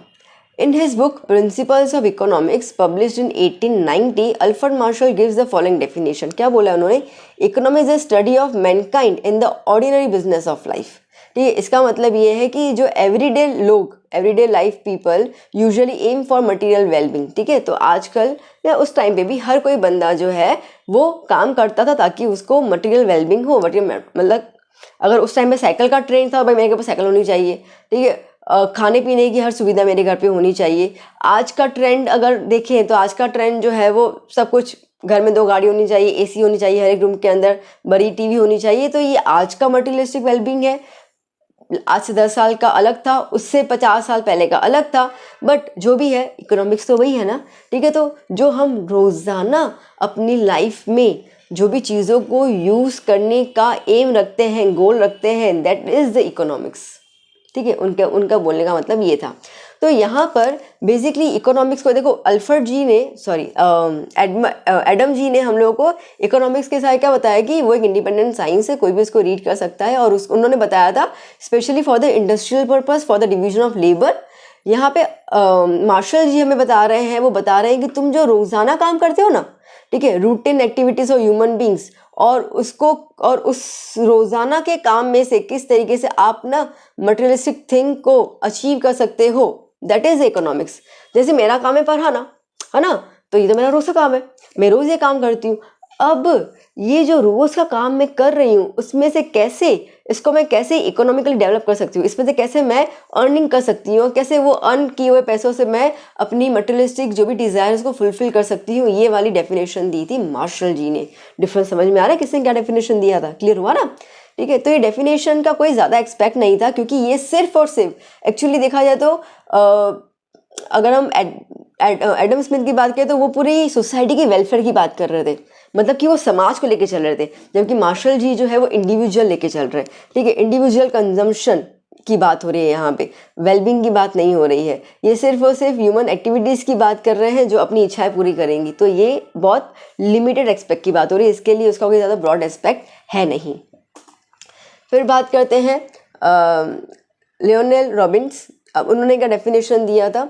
So with the respect of this perspective, इन्होंने डेफिनेशन दिया था 1931 में बेटा। और Lionel Robins in his book nature and signification of economics, ठीक है, इकोनॉमिक्स है क्या, उसका इंपॉर्टेंस क्या है, उसमें उन्होंने क्या बताया, इकोनॉमिक्स एक साइंस है which study the human behaviour को स्टडी करता है as a relationship between the limited resources and unlimited wants. क्या जोरदार डेफिनेशन दिया है इन्होंने, देखो मैं समझाती हूँ। क्या बोल रहे हैं कि इकोनॉमिक्स वो साइंस है जहाँ पे हम इंसान का बर्ताव स्टडी करते हैं। कैसा बर्ताव, जहाँ पे रिसोर्सेज लिमिटेड है और उन लिमिटेड रिसोर्सेज में किस तरीके से वो अपने अनलिमिटेड वांट्स को फुलफिल कर लेता है, उसको हम लोग कहते हैं इकोनॉमिक्स। जैसे मैंने कहा कि आपका बर्थडे है, आप पापा ने आपको 1500 रुपये दिए हैं, अब उस 1500 में you have the limited resources 1500 रुपये, अब उसमें आप अपनी unwanted not unwanted unlimited wants, ठीक है, अनलिमिटेड वांट्स, ठीक है, अनगिनत इच्छाओं को कितना पूरा कर सकते हो, ये आपके ऊपर है। That is the economics. बात समझ में? खड्डे में से हम पेट्रोल तो निकाल लेते हैं, ठीक है, पेट्रोलियम निकाल देते हैं, उसमें से पेट्रोल डीजल कैरोसिन का निकाल देते हैं। अब वो पेट्रोल का यूज़ कहाँ कहाँ पे करते हैं, ठीक है, पेट्रोल उस गाड़ी के अंदर भी आता है, इंडस्ट्रीज में भी होता है, थर्मल इलेक्ट्रिक पावर में भी होता है, मैनी मोर थिंग, ठीक है। तो इसका मतलब ये है, अब हमारी इच्छाएं तो बहुत ज़्यादा है, तो उन सब इच्छाओं को यूटिलाइज करने के लिए हम लोग उन चीज़ों का अल्टरनेटिव यूज़ करते हैं, मतलब कि अलग अलग जगह पे यूज़ करते हैं उसको हम लोग। That is the economics. बात समझ में आई? ठीक है, आपका बर्थडे था, आपको जूते भी चाहिए, आपको कार, आपको साइकिल भी चाहिए, आपको मोबाइल भी चाहिए, अब सबको तो इकट्ठा आएगा नहीं, तो आप बोलोगे ठीक है मैं चॉइस करता हूँ, मुझे अभी क्या ज़रूरत है, अभी मुझे साइकिल की ज़रूरत ज़्यादा लग रही है क्योंकि मुझे ट्यूशन जाना होता है, ये करना होता है, शाम को दोस्तों के साथ खेलना होता है, तो मुझे साइकिल की ज़रूरत है, साइकिल ले लो, एक्टिवा ले लो, जो भी आपके भी ज़रूरत हो, ठीक है। तो आप उस पर काम करोगे, तो वो फिर आप ना मोबाइल और जूतों की बोलोगे चलो वो मैं किसी और टाइम पापा को पटा लूँगा, ठीक है, अभी तो ये वाला काम कर लेता हूँ। तो इसका मतलब ये है कि आपने अपने चॉइसेस, आपके जो भी अनलिमिटेड वांट्स थे, उसमें से आपने प्रायोरिटी किसको दी, ये भी इकोनॉमिक्स में आता है, ठीक है, ये भी इकोनॉमिक्स ही कहा है कि भाई तुम किस चीज़ को प्रायोरिटी दे रहे हो, तुम्हारी चॉइस क्या है, ठीक है, प्रेफरेंस क्या है, उसको पहले आप यूज़ कर रहे हो, तो that is economics. So human wants are unlimited, most wants keep on recurring, ठीक है, कई बार तो जो वांट्स होते हैं वो रिकरिंग मतलब कि रिपीटेटिंग होते ही रहते, ठीक है, वो चीज़ आती रहती है। और on the other hand resources which help in satisfying the human wants are limited, ठीक है, मैंने कहा ना रिसोर्सेज बड़ा कम है। ऐसा नहीं कि हम मिडिल क्लास है इसके लिए, अरे भैया धीरू भाई अंबानी छोड़ दो, बिल गेट्स ले लो, ठीक है, टेस्ला जी के जो इलॉन मस्क है वो ले लो, मार्क ज़ुकरबर्ग, उन सबके पास भी लिमिटेड रिसोर्सेज ही हैं। पैसा कितना भी हो, रिसोर्सेज आर द लिमिटेड, बात समझ लो, ठीक है। तो किसी के पास भी अनलिमिटेड चीज़ें हैं ही नहीं, तो रिसोर्सेज लिमिटेड है, और अब उस लिमिटेड रिसोर्सेज में तुम उसका बेस्ट ऑफ बेस्ट यूज़ कैसे कर सकते हो, ठीक है, बेस्टम बेस्ट हम बोलते हैं ना, ठीक है, बेस्टम बेस्ट आप यूज़ कैसे कर सकते हो, दैट इज़ द इकोनॉमिक्स। बात समझ में आई कैसा हो रहा है, ठीक है। So hence the challenge for economics is to deal with the problem of allocating the limited resources for satisfying the innumerable human wants to the maximum level, ठीक है। तो ये क्या बोल रहा है, चैलेंज तो यही है, इकोनॉमिक्स का चैलेंज तो यही है कि किस तरीके से तुम लिमिटेड रिसोर्सेज को, ठीक है, सेटिस्फाई कर सकते हो तुम्हारी अनलिमिटेड वांट्स के साथ, वो भी at the maximum level satisfy हो जाना है। हाँ ठीक है, अब मेरे को संतुष्टि मिल गई, ठीक है, ऐसा होता है। According to Robbins economics is a positive science, ठीक है, उनके हिसाब से इकोनॉमिक के पॉजिटिव साइंस है, does not describe how the things should be ideally behave, ठीक है, आपको ये नहीं बताता कि चीज़ें कैसी होनी चाहिए, यह आपको बताता है कि तुम ह्यूमन बींग कैसे बिहेव करें रियलिटी में, वो चीज़ें रियलिटी में कैसे होनी चाहिए उसका तो कोई सेंस ही नहीं आता, ठीक है। जैसे कि मेरे पास मोबाइल है तो रियलिटी मोबाइल, अब इस मोबाइल का कहाँ यूज़ कर सकती हूँ, तो मैं इस मोबाइल का ऑनलाइन टीचिंग में यूज़ कर रही हूँ, तो मैंने वो रिसोर्सेज का अच्छे से यूज़ किया, ठीक है। मेरे पास पैसे नहीं है DSLR का कैमरा खरीदने की, तो मैं मोबाइल से ही कर रही हूँ, ठीक है, तो मैंने उसका यूज़ किया। मैं ये वेट नहीं करूँगी नहीं मेरे पास जब पैसे आ जाएंगे तब मैं वो कैमरा लूँगी, तब मैं शूटिंग करूँगी, नहीं, वो जब होगा तब होगा। ये है रियलिटी, ठीक है। तो रॉबिन जी इसकी बात कर रहे हैं कि यू हैव द रिसोर्सेज, अब इसमें से आप इसका क्या बेस्ट यूज़ कर सकते हो ना, वो आपके ऊपर है। बात समझ में आई? तीनों के पॉइंट क्लियर हुई ना बेटा कि तीनों जने क्या क्या बोल रहे हैं, ठीक है। स्मिथ जी हम लोगों को दुनिया भर की बात कर रहे हैं, नेशन की वेल्थ की बात कर रहे हैं शॉर्ट में, उसके बाद मार्शल जी थे, वो हम लोगों को इंडिविजुअल बात कर रहे हैं, स्मॉल एस्पेक्ट कि आप इंडिविजुअल किस तरीके से रिसोर्सेज का यूज़ कर सकते हैं, इंडिविजुअल लेबर कर सकते हैं, लोगों का अच्छे से उपयोग कर सकते हैं। और रॉबिन जी हमें ये बता रहे हैं कि तुम्हारे पास रिसोर्सेज लिमिटेड है, तुम्हारी इच्छाएं लिमिटेड है, अब तुमको देखना है कि तुम्हें किस तरीके से बेस्ट यूज़ करना है to satisfy your needs. That is economics. It's देखा, अब आप बात समझे, आप बात समझे इसमें बात क्या है इसके अंदर, कि तीनों जने अपने अपने व्यूज़ दे रहे हैं। That's why it is a social science, ठीक है, क्योंकि इसमें सबका अपना थॉट आता है। अगर मैं ग्रेविटी बोलूँ तो इसका मतलब कि नीचे से ऊपर की तरफ, ऊपर से नीचे की तरफ पेन का गिरना, ठीक है, ये मैं बोलूँगी, न्यूटन जी बोलेंगे, आइंस्टाइन जी बोलेंगे, अभी और भी आएंगे, तो कोई ये नहीं बोलेगा ग्रेविटी का मतलब होता है कि नीचे से ऊपर की तरफ जाना, ग्रेविटी का मतलब ऊपर से नीचे की तरफ जाना, तो दैट इज़ रिजिड। बट आप इसमें देख सकते हैं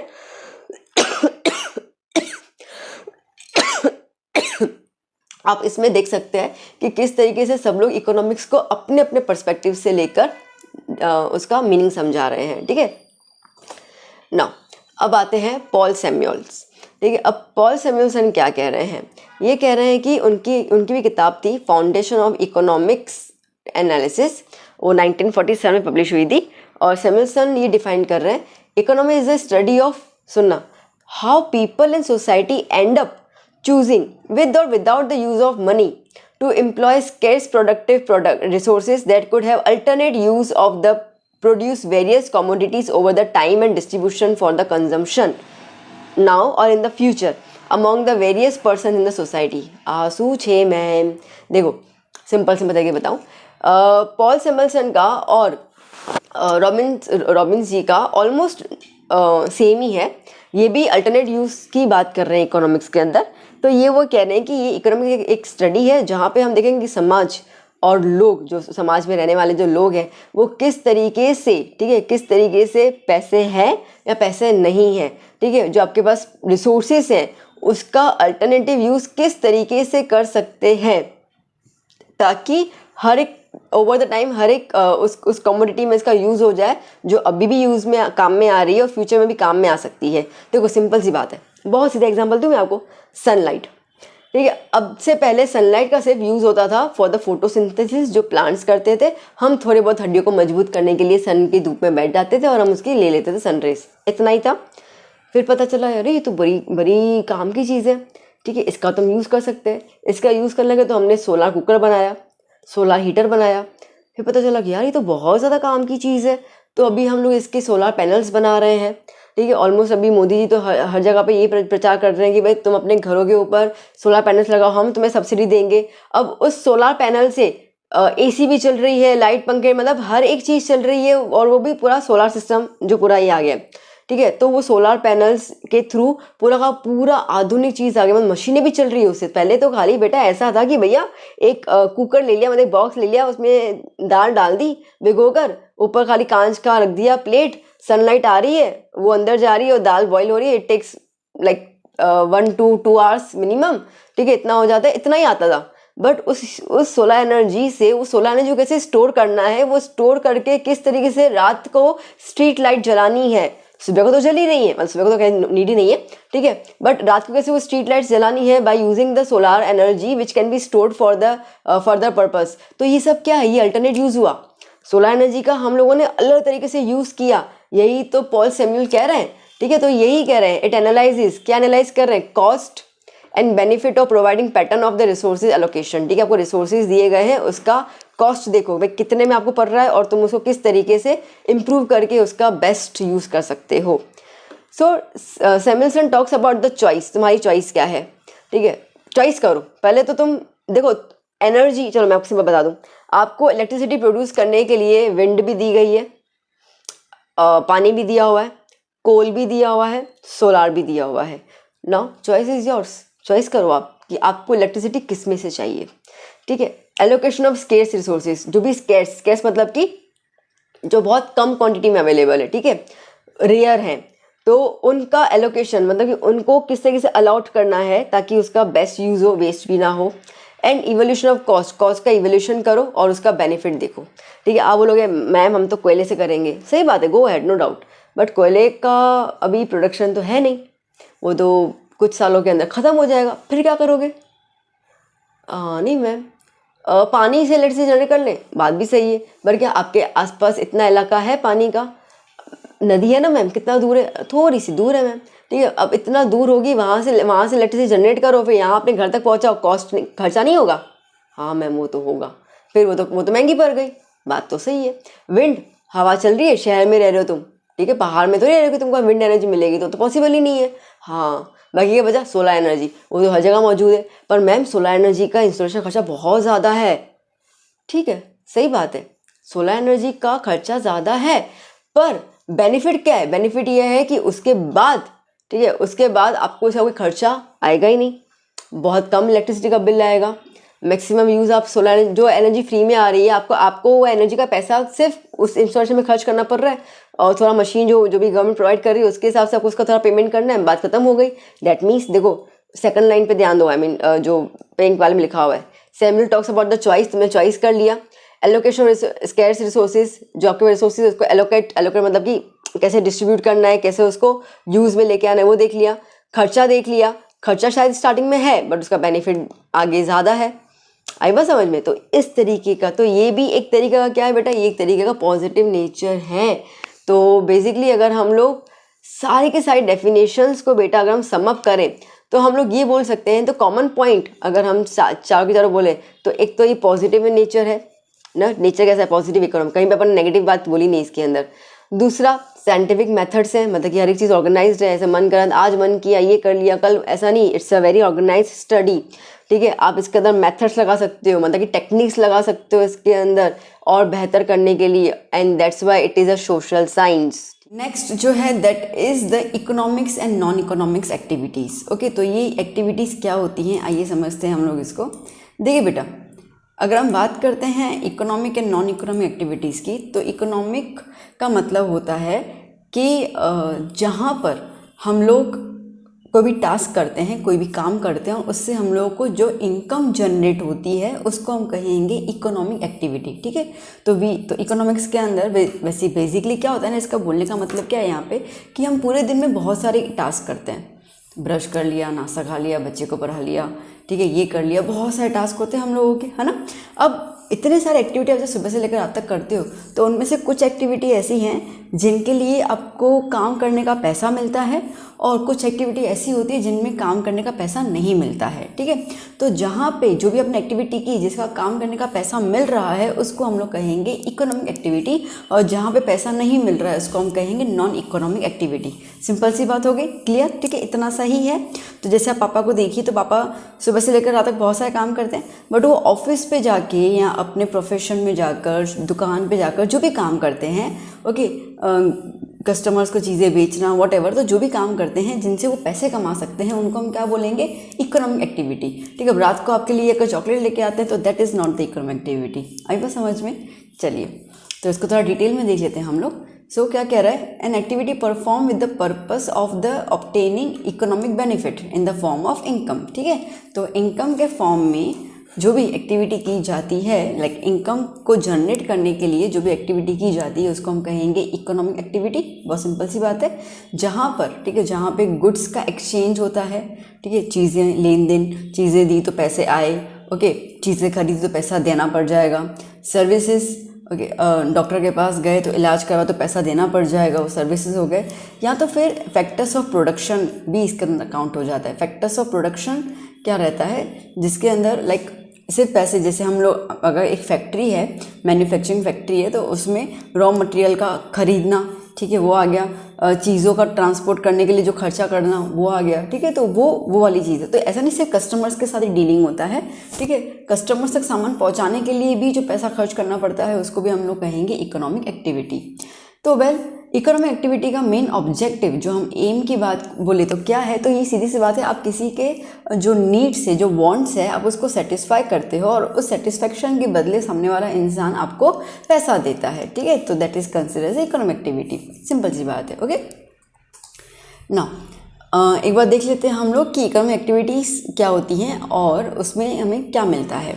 तो जैसे कि आपको इच्छा है कि आप किसी रेस्टोरेंट, मतलब आज मुझे ऐसी इच्छा हो रही है, ठीक है, कि मेरे को है ना मैक्सिकन हॉटपॉट खाना है, ओके, तो अब वो इच्छा पूरी करने के लिए मुझे होटल में जाना पड़ेगा, रेस्टोरेंट में जाना पड़ जाएगा, तो मैं रेस्टोरेंट में जाऊंगी, वो ऑर्डर करूंगी, उसके बदले मैंने पैसे दिए।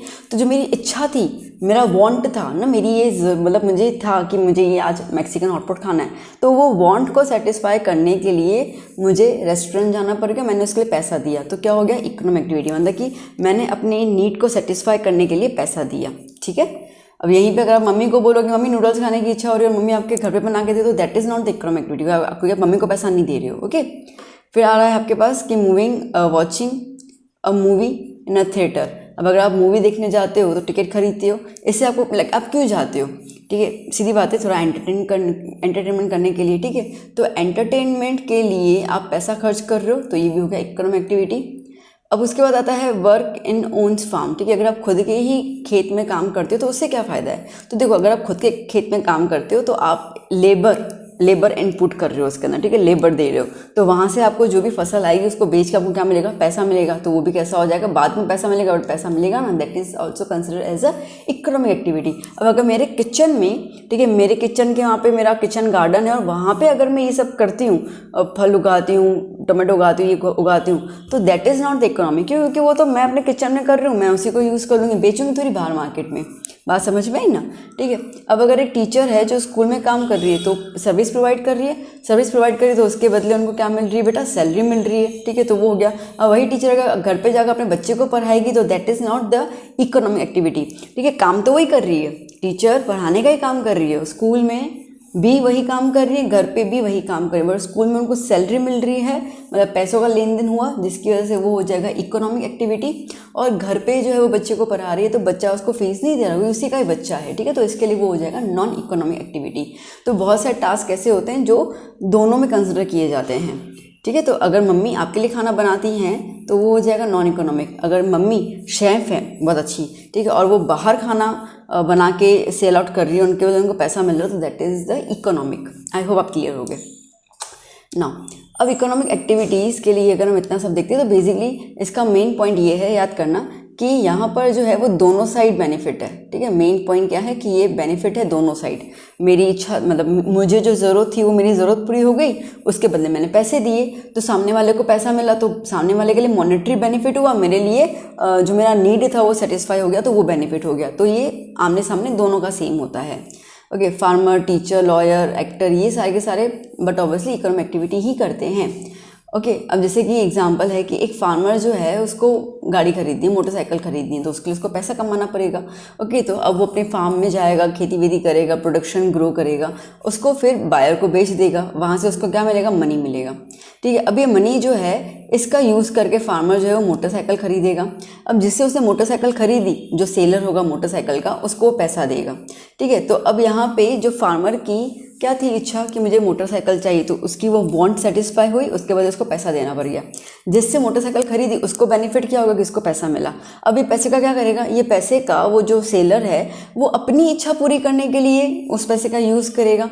ठीक है, तो इसका मतलब ये कंप्लीट साइकिल है, ये चलता रहता है। ऐसा नहीं है कि मैंने कमा लिया पैसा तो बस हो गया, ओके अब मुझे कोई टेंशन नहीं है, ऐसा नहीं है ना। अगर मैंने कमाया है तो मेरी भी बहुत सारी इच्छा हैं जिसको फुलफिल करने के लिए मुझे पैसे का यूज़ करना पड़ेगा। ठीक है, इसके लिए कहा जाता है जो लक्ष्मी है वो चंचल है, एक जगह पे नहीं टिकती है, तो दैट इज़ द इकोनॉमिक, और कुछ नहीं।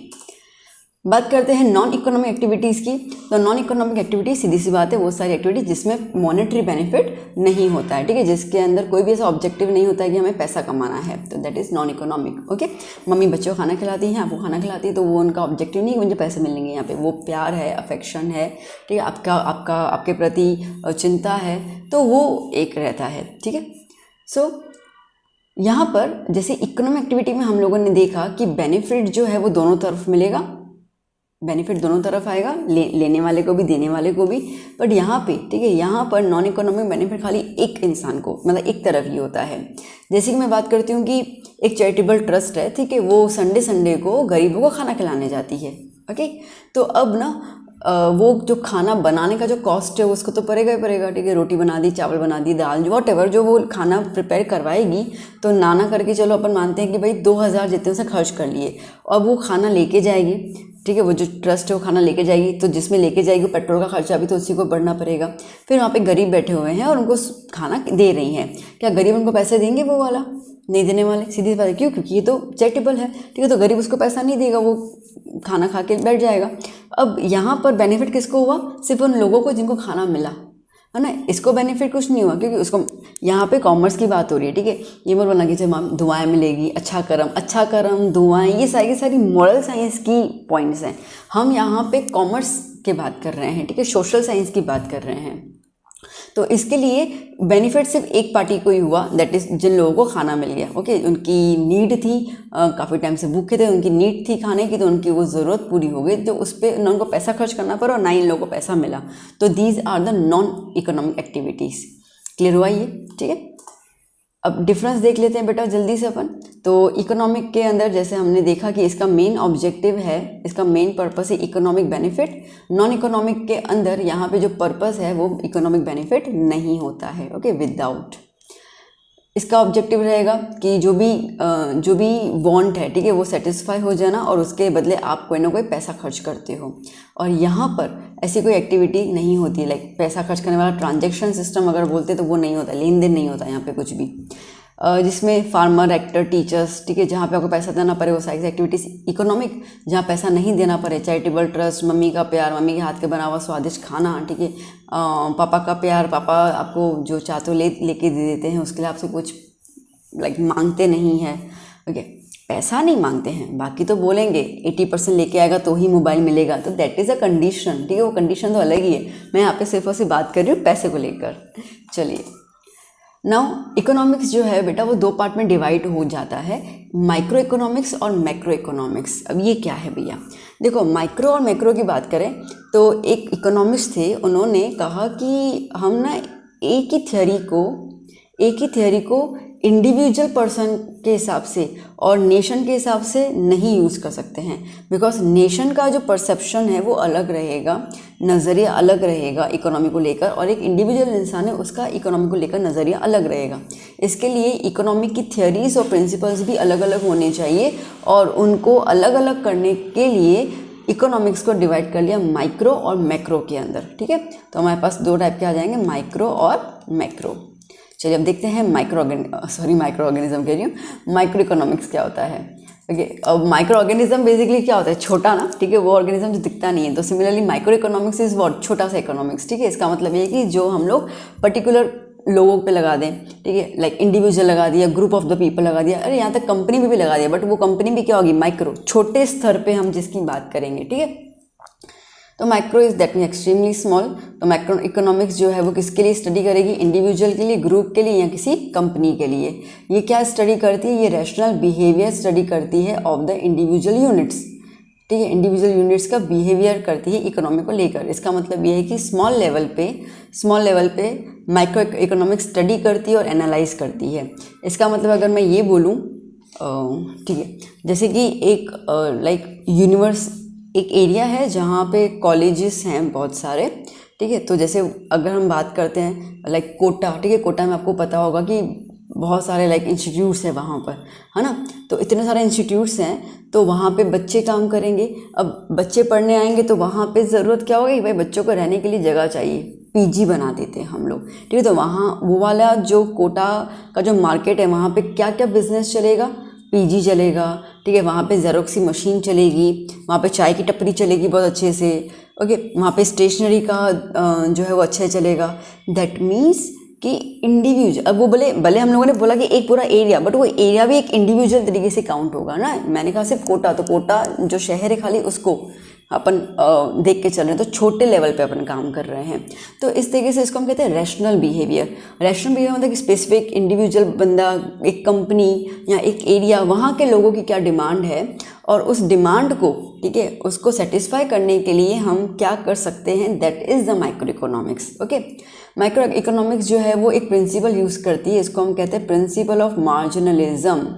ठीक है, प्रिंसिपल ऑफ मार्जिनलिज्म। इसका मतलब क्या है? इसका मतलब ये है कि डिसीजन लेने की कैपेसिटी, ठीक है, हैविंग द कैपेसिटी या ability to take decision in economy. जैसे मैंने अभी अभी आपको बताया कि कोटा मैंने आपको एग्जांपल दिया, तो इसका मतलब क्या हुआ कि अगर मुझे अपना बिजनेस खोलना है तो जैसे मैंने कहा कि वो एरिया, तो मैं बोलूँगी अब मेरे बजट के साथ या तो मैंने रेस्टोरेंट खोल दिया या मैंने पीजी ओपन कर दिया, ऐसे कुछ कर लिया तो मुझे वहाँ से पैसे मिल जाएंगे। आया यहाँ पे, तो that is micro economics. Okay, अब आपको क्या लगता है नरेंद्र मोदी या भाजपा सरकार ये सोचने बैठे कि कोटा में हम लोग को पीजी ओपन करना है? नहीं ना, वो तो किसकी बात सोचेगी, नेशन की बात सोचेगी, है ना। वो नेशन की जो प्रॉब्लम है उसको उनको देखेंगी। तो जहाँ पे नेशन की बात होती है that is the macro economics, जहाँ पे शहर गली गुप्चा, ठीक है, उसकी बात होती है दैट, या इंडिविजुअल की बात, that is the micro economics. Okay, अब जैसे एग्जांपल है यहाँ पर देखो, consumer is the individual unit of demand analysis. ठीक है, अब डिमांड एनालिसिस मतलब कि क्या डिमांड है, जैसे मैंने आप एक ही एग्जांपल लेके चलोगे आपको समझ में आएगा। ठीक है, तो जो मैंने अभी कोटा का शहर का एग्जांपल दिया, वहाँ पे डिमांड क्या है, बच्चे जा रहे हैं पढ़ने के लिए या रहने के लिए जगह चाहिए, डिमांड आया, पीजी की स्थापना हो गई वहाँ पे। ठीक है, बच्चे पढ़ने आए, उनको बुक्स की ज़रूरत होगी, पेन पेंसिल्स की ज़रूरत होगी, स्टेशनरी का दुकान खोल दिया। ठीक है, बच्चे पढ़ के थक जाते हैं, अकेले होते हैं, माँ बाप होते नहीं है, पीजी में रहते हैं, तो खाने की व्यवस्था है, तो मैंने टिफ़िन सर्विस शुरू कर ली। बस समझ में ही, अब समझ में, कंज्यूमर कैसा है ना, ठीक है, आपके यहाँ पे कस्टमर कैसा है, कंज्यूमर कैसा है, उस हिसाब से आप जो है वो बिजनेस स्टार्ट कर रहे हो। तो कंज्यूमर क्या है, कंज्यूमर डिमांड करता है, तो demand analysis is a consumer, और आपने जो बिजनेस स्टार्ट किया उसको आप क्या बोलोगे, सप्लाई एनालिसिस, क्योंकि आप उसको सप्लाई कर रहे हो, तो उसकी जो डिमांड है आप उसको सप्लाई कर रहे हो। तो याद करना, डिमांड और सप्लाई बहुत ज़्यादा यूज़ होगा इकोनॉमिक्स के अंदर। Okay, so while studying the demand at the micro level, जो फर्म है उसको हम क्या बोलेंगे, सप्लाई एनालिसिस। फर्म मतलब समझ में आ गया ना, जैसे एक पीजी उसका नाम होगा, एक चाय की टपरी है उसका नाम होगा, ठीक है, एक स्टेशनरी की दुकान है उसका नाम होगा। तो जो एक फर्म लेके चलते हैं, इंस्टीट्यूट लेके चलते हैं, दुकान लेके चलते हैं, ठीक है, दैट इज़ अ फर्म। तो फर्म उनका डिमांड पूरा कर रही है, तो इसके लिए उसको सप्लाई एनालिसिस कहेंगे। अब इन सबके अंदर कुछ और भी लोग चाहिए होती है जो सर्विस के लिए, सर्विस मतलब कि भाई चाय की टपरी पे तुम बैठे हो तो चाय सर्व करने वाला तो चाहिए तुम्हें, है ना। अगर स्टेशनरी की दुकान में जा रहे हो तो मालिक तो है, बट उसको आपको चीज़ें दिखाने वाला दूसरा एक बंदा तो होना चाहिए। ठीक है, टिफ़िन सर्विस के अंदर मैंने टिफ़िन बनाया, बट टिफ़िन तुम्हारे पे पहुंचाने के लिए एक बंदा तो होना चाहिए। तो ये जो बंदे होते हैं इसको लेबर कहते हैं हम लोग, ठीक है, जिसको हम एम्प्लॉयज़ कहते हैं, सर्वेंट्स कहते हैं, नॉर्मल, ठीक है। तो ये सारे जो होते हैं लेबर होते हैं। तो वहाँ पर लेबर मार्केट में से क्या मिलता है अपने को, लेबर मिलता है। बात समझ में आई अच्छे से, चलो शाबाश। ओके, तो इस तरीके से जो है वो मार्केट को एनालाइज करके बिजनेस किया जाता है, इसको हम लोग कहते हैं माइक्रो इकोनॉमिक्स। अब हम बात करते हैं मैक्रो इकोनॉमिक्स। ठीक है, अब मैक्रो इकोनॉमिक्स आप समझ चुके हैं, इसकी स्टडी बड़े पैमाने पे होती है, मतलब कि नेशनल इकोनॉमी की बात करेंगे, Indian economy, Australian economy, USA की इकोनॉमी क्या चल रही है, कैनेडियन इकोनॉमी क्या चल रही है, मतलब जहाँ पे हम कंट्री की बात करते हैं। ठीक है, तो that is a macro economics.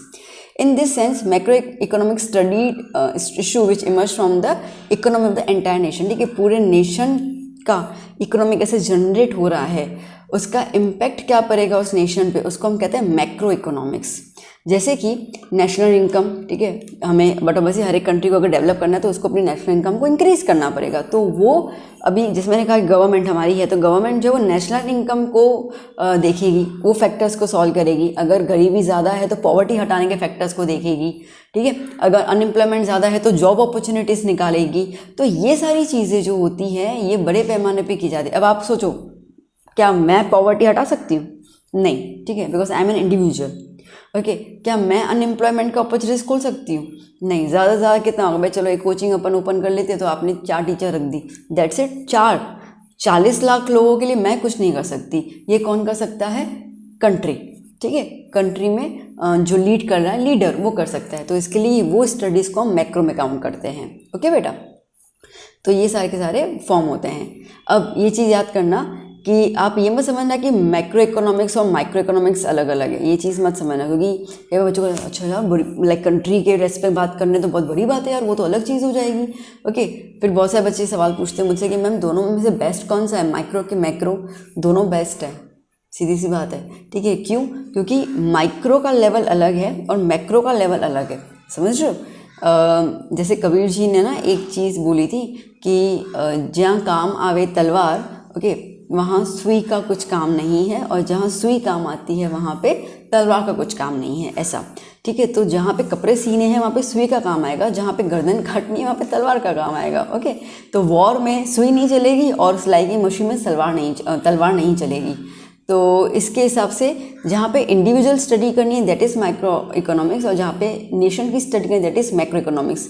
But ये है कि माइक्रो इकोनॉमिक्स मतलब क्या है, आज मैं हो गई ऐसे करके लाइक टोटल हमारे पास 125 करोड़ की पब्लिक है, इन 125 करोड़ की पब्लिक की स्टडी करते करते तो नेशन की स्टडी होगी ना। जैसे बोले बूंद बूंद बने सागर, ठीक है। तो बूंद हर एक इंडिविजुअल एक बूंद है, तो सबकी तुम स्टडी करोगे तो इनडायरेक्टली तुम क्या कर रहे हो, नेशन की स्टडी कर रहे हो। इसके लिए माइक्रो और मैक्रो एक दूसरे के क्या है बेटा, कॉम्प्लीमेंट्री है, ये चीज़ याद करना, ठीक है। दोनों एक दूसरे से अलग नहीं हो सकते हैं। चलिए डिफरेंस देख लेते हैं अपन जल्दी से। तो micro economics is the study of individual, macro economics is the study of national. यहाँ पे आई आएगा, ठीक है। माइक्रो इकोनॉमिक जो है वो प्रिंसिपल ऑफ मार्जिनलिज्म का यूज़ करेगी to analyse and to take the decision, जबकि मैक्रो इकोनॉमिक्स जो है वो खुद प्रिंसिपल्स को डेवलप करेगी। याद करना, प्रिंसिपल्स को डेवलप करेगी, किस तरीके से नेशनल इनकम, पॉवर्टी, अनएम्प्लॉयमेंट को लीड करना है या उसको सुधारना है, उसको लेकर। तो वो खुद प्रिंसिपल्स और थ्योरीज बनाएगी, जबकि माइक्रो वाले प्रिंसिपल और थ्योरीज को यूज़ करते हैं। माइक्रो इकोनॉमिक्स जो है वो बताएगा कि प्राइस क्या होना चाहिए किसी भी ऑब्जेक्ट कह रही हूँ, किसी भी गुड्स का, सर्विसेज का प्राइस क्या होना चाहिए, ठीक है। अगर आपके पास, आप किसी को अपने वहाँ पे काम पे रखते हो तो उसकी पगार कितनी होनी चाहिए, वो सब जो है वो माइक्रो में आता है। और माइक्रो के अंदर जैसे मैंने कहा कि वो डील करेगा एम्प्लॉयमेंट, पॉवर्टी, नेशनल इनकम, उन्हीं के साथ, ठीक है। तो उसमें ऐसा कुछ नहीं होता। तो ये मैक्रो इकोनॉमिक्स मैक्रो इकोनॉमिक्स जो है वो प्राइस डिटरमाइन नहीं करता, वो करेगा माइक्रो, ठीक है। मैक्रो कुछ नहीं करता उसके अंदर। डन। चलिए, so both micro economics and macro economics are complementary to each other. अभी भी मैंने आपको बताया, तो ये वही पूरा है, इसको मैं रिपीट नहीं कर रही, कम आपको भी टाइम वेस्ट होगा। जो मैंने आगे बताया वो कंप्लीट मैंने इसको आंसर में देके रखा हुआ, तो इसका स्क्रीनशॉट ले लेना और इसको लर्न कर लेना, बहुत इंपॉर्टेंट क्वेश्चन है। ओके, अब बात करते हैं कि रिप्रेजेंटेशन ऑफ द इंफॉर्मेशन। अब इतना सारा जो इन्फॉर्मेशन कलेक्ट करेंगे उसको रिप्रेजेंट करने के तरीके क्या हैं। तो देखो, किसी भी इकोनॉमिक स्टडी के अंदर कोई भी डेटा को रिप्रेजेंट करने के तरीके 3 होते हैं, ठीक है। एक रहेगा डिस्क्रिप्टिव मैनर, एक रहेगा डेटा टेबल, और एक रहेगा ग्राफ और डायग्राम। कुछ भी कर सकते हैं हम लोग। अभी ये तीनों कैसे रिप्रेजेंट करने वो सीखेंगे, and what ever choose the best that is the best. Okay, तो चलिए सबसे पहले बात करते हैं हम डिस्क्रिप्टिव मैनर की। देखो, डिस्क्रिप्टिव मैनर कोई बड़ी बात नहीं है। डिस्क्रिप्टिव मैनर ये कि आप वर्बली या राइटिंग में जो आप चीज़ें देते हो that is a descriptive manner, जिसको आप डिटेल में लिखते हो। जैसे एक सिंपल सा एग्जांपल लेके चलते हैं अपन। क्या लिखा हुआ है, when price of a commodity falls its demand expands, ठीक है। जब एक चीज़ की जो दाम है अगर गिर जाता है, ठीक है, अगर प्राइस उस चीज़ का गिर जाएगा तो उसकी डिमांड जो है वो बेटा क्या हो जाएगी, बढ़ जाएगी। उसकी डिमांड क्या हो जाएगी, बढ़ जाएगी, ठीक है। वैसा वर्षा मतलब कि अगर प्राइस बढ़ जाएगा तो डिमांड क्या हो जाएगा, कम हो जाएगा। तो ये पूरा का पूरा स्टेटमेंट के फॉर्म में लिखा हुआ है। तो स्टेटमेंट के फॉर्म में जो चीज़ प्रेजेंट की जाती है उसको हम कहते हैं डिस्क्रिप्टिव मैनर, ठीक है। फिर आता है टेबल्स के थ्रू बताओ। तो लाइक टेक एन एग्जाम्पल, चलो ले लेते हैं हम लोग। तो हम ये कहेंगे कि जो प्राइस है, ओके, तो जैसे कि एक कमोडिटी है, ठीक है, कोई भी XYZ एक चीज़ है, उसका प्राइस 20 है। तो जब उसका प्राइस 20 था ना, तो डिमांड भी कितनी थी, 20 यूनिट्स की डिमांड थी, ठीक है। कितनी यूनिट्स की डिमांड थी, 20 यूनिट की डिमांड थी। फिर जब प्राइस उसका कम हो गया, 15 हो गया, तो डिमांड बढ़ गई 40 यूनिट, मतलब लोग खरीदने लग गए उसको।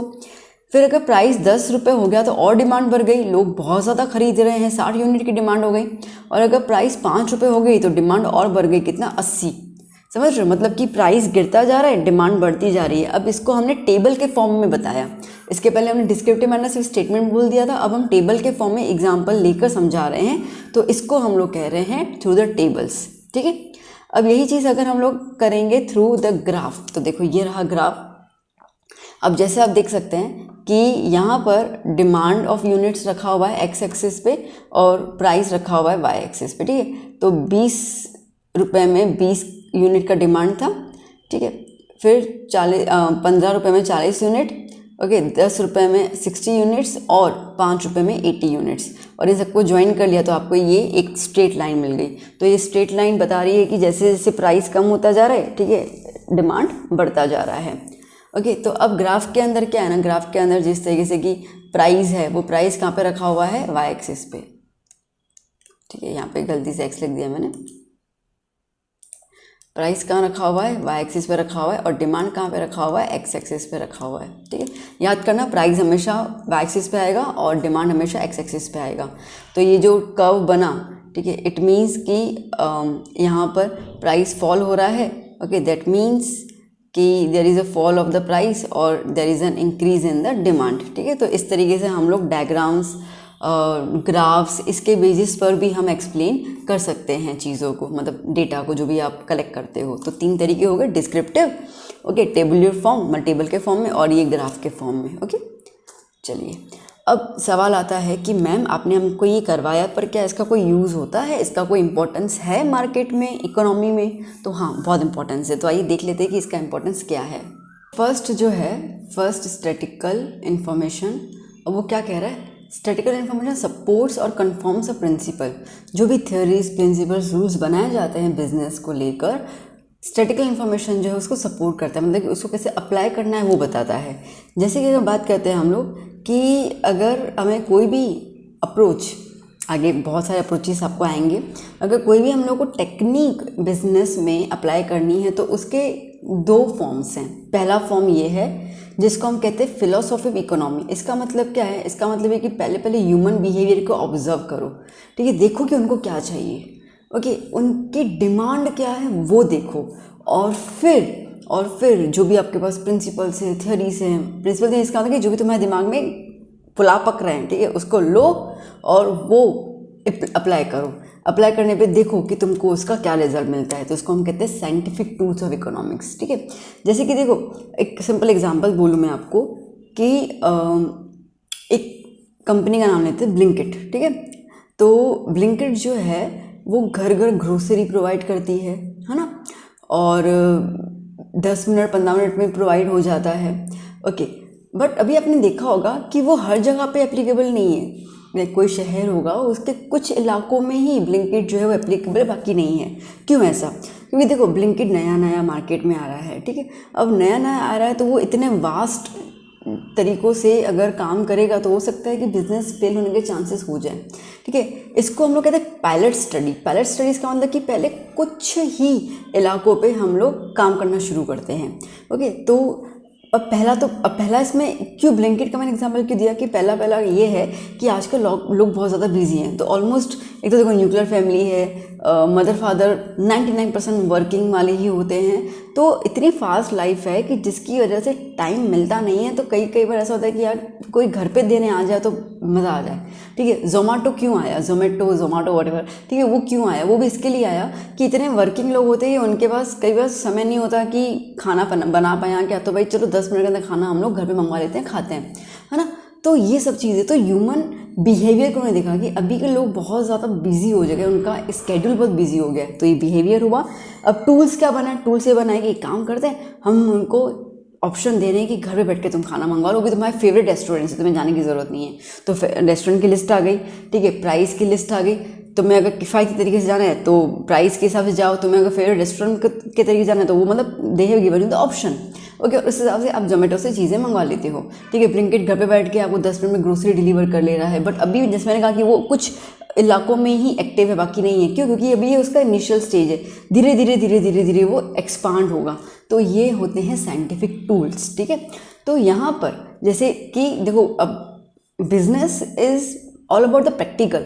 मैं आपको थ्योरेटिकल कुछ भी बोलूँगी ना, वो एक्सपेक्ट अलग होता है जब आप उस चीज़ को अप्लाई करोगे और जब आपको उसका रिजल्ट मिलेगा, नेगेटिव पॉजिटिव व्हाट्सएवर रिजल्ट, वो आपको हेल्प करेगा आपके बिजनेस को डिसीजन लेने में या डिसाइड करने में। तो इसके लिए जो भी थ्योरीज आप इकोनॉमिक्स में रीड करोगे वो कहीं ना कहीं आपको प्रैक्टिकल एप्लीकेशन में लानी पड़ेंगे, और उसको हम कहते हैं साइंटिफिक टूल्स। ठीक है, दूसरा इंपॉर्टेंस क्या है? ओके, सेम ही, सॉरी।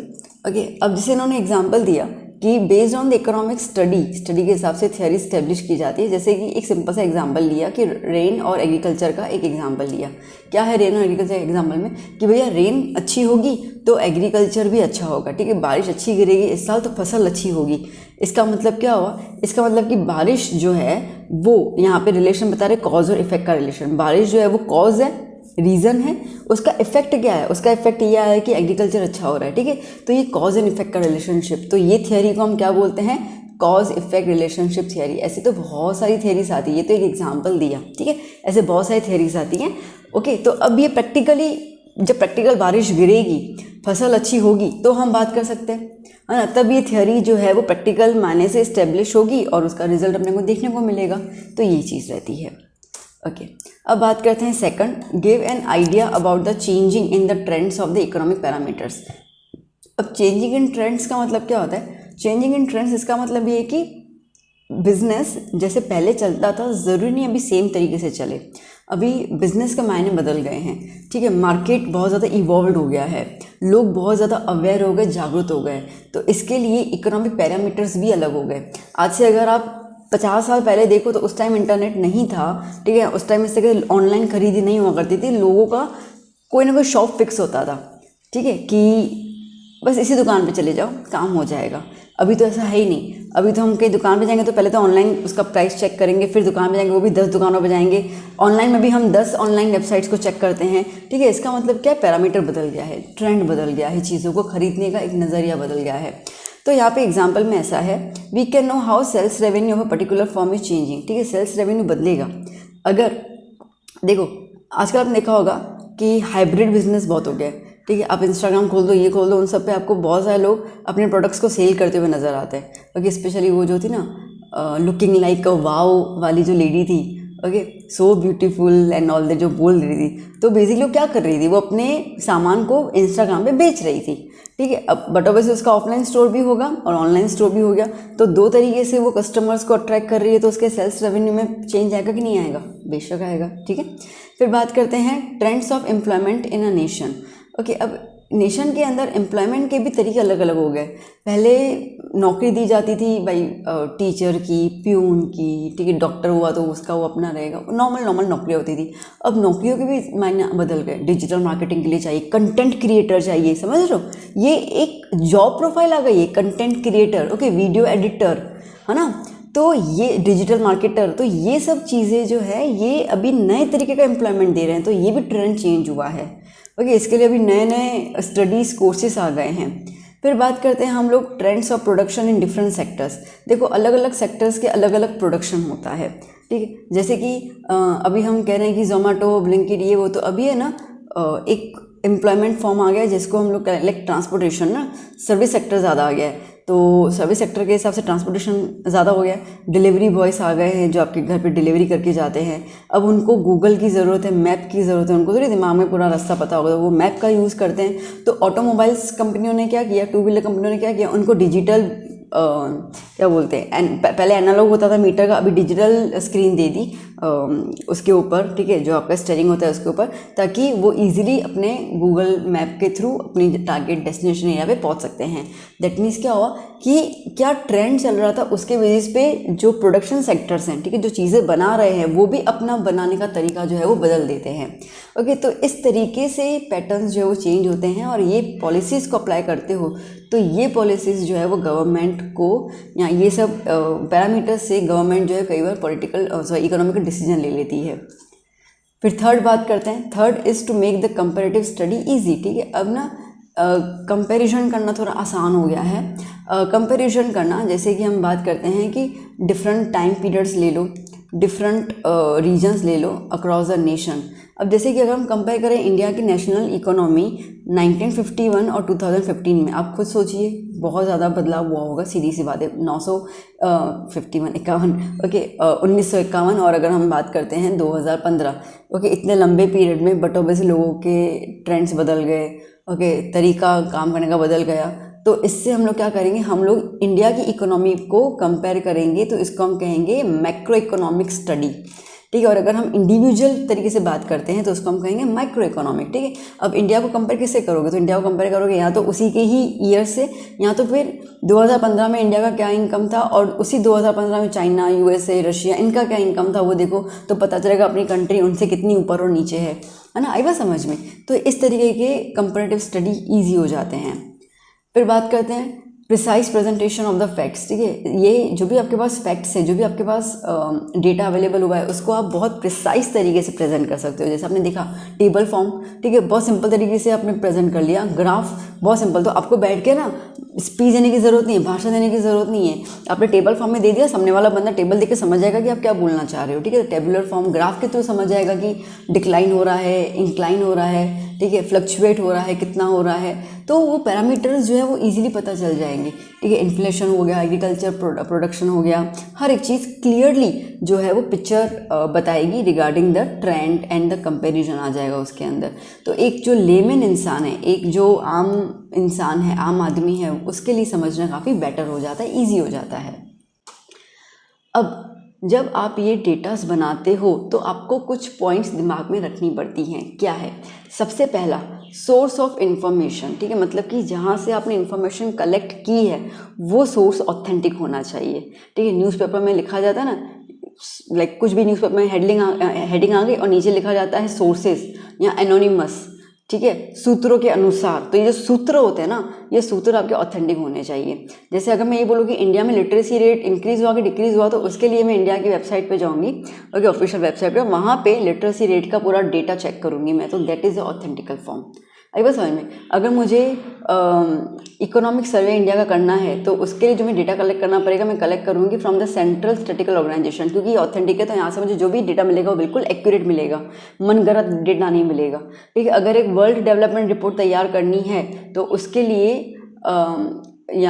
ठीक है, तो उसके लिए जो रिसोर्स रहेगा, जो सोर्स रहेगा, वो कंपेयर, लाइक पैरामीटर से कंपेयर करने के लिए ग्रोथ हो रहा है कि कंट्रीज़ के अंदर नहीं हो रहा है, तो उसके ये एक रिलायबल सोर्स है आपको वो बताने के लिए कौन सी कंट्री जो है वो बूम में चल रही है, कौन सी कंट्री स्ट्रगलिंग में चल रही है, ये सब कुछ, ठीक है। तो यहाँ से पता चलता है, बात आई समझ में बेटा। तो ये सारे के सारे ऑथेंटिक होना चाहिए, ओके। कहीं से भी किसी की सुनी सुनाई बातों पे आप अपना डेटा प्रेजेंट नहीं कर सकते हो।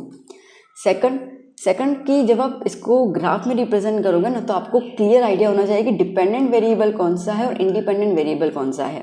जैसे कि मैंने ये बोला कि बारिश अगर अच्छी होगी तो खेती अच्छी होगी, फसल अच्छी होगी, तो फसल खेती किस पे डिपेंड कर रही है? बारिश पे। तो बारिश कैसा हो गया बेटा? रेनफॉल कैसा हो गया? रेनफॉल हो गया इंडिपेंडेंट, ठीक है, वो किसी पे डिपेंड नहीं कर रहा, तो रेनफॉल हो गया इंडिपेंडेंट।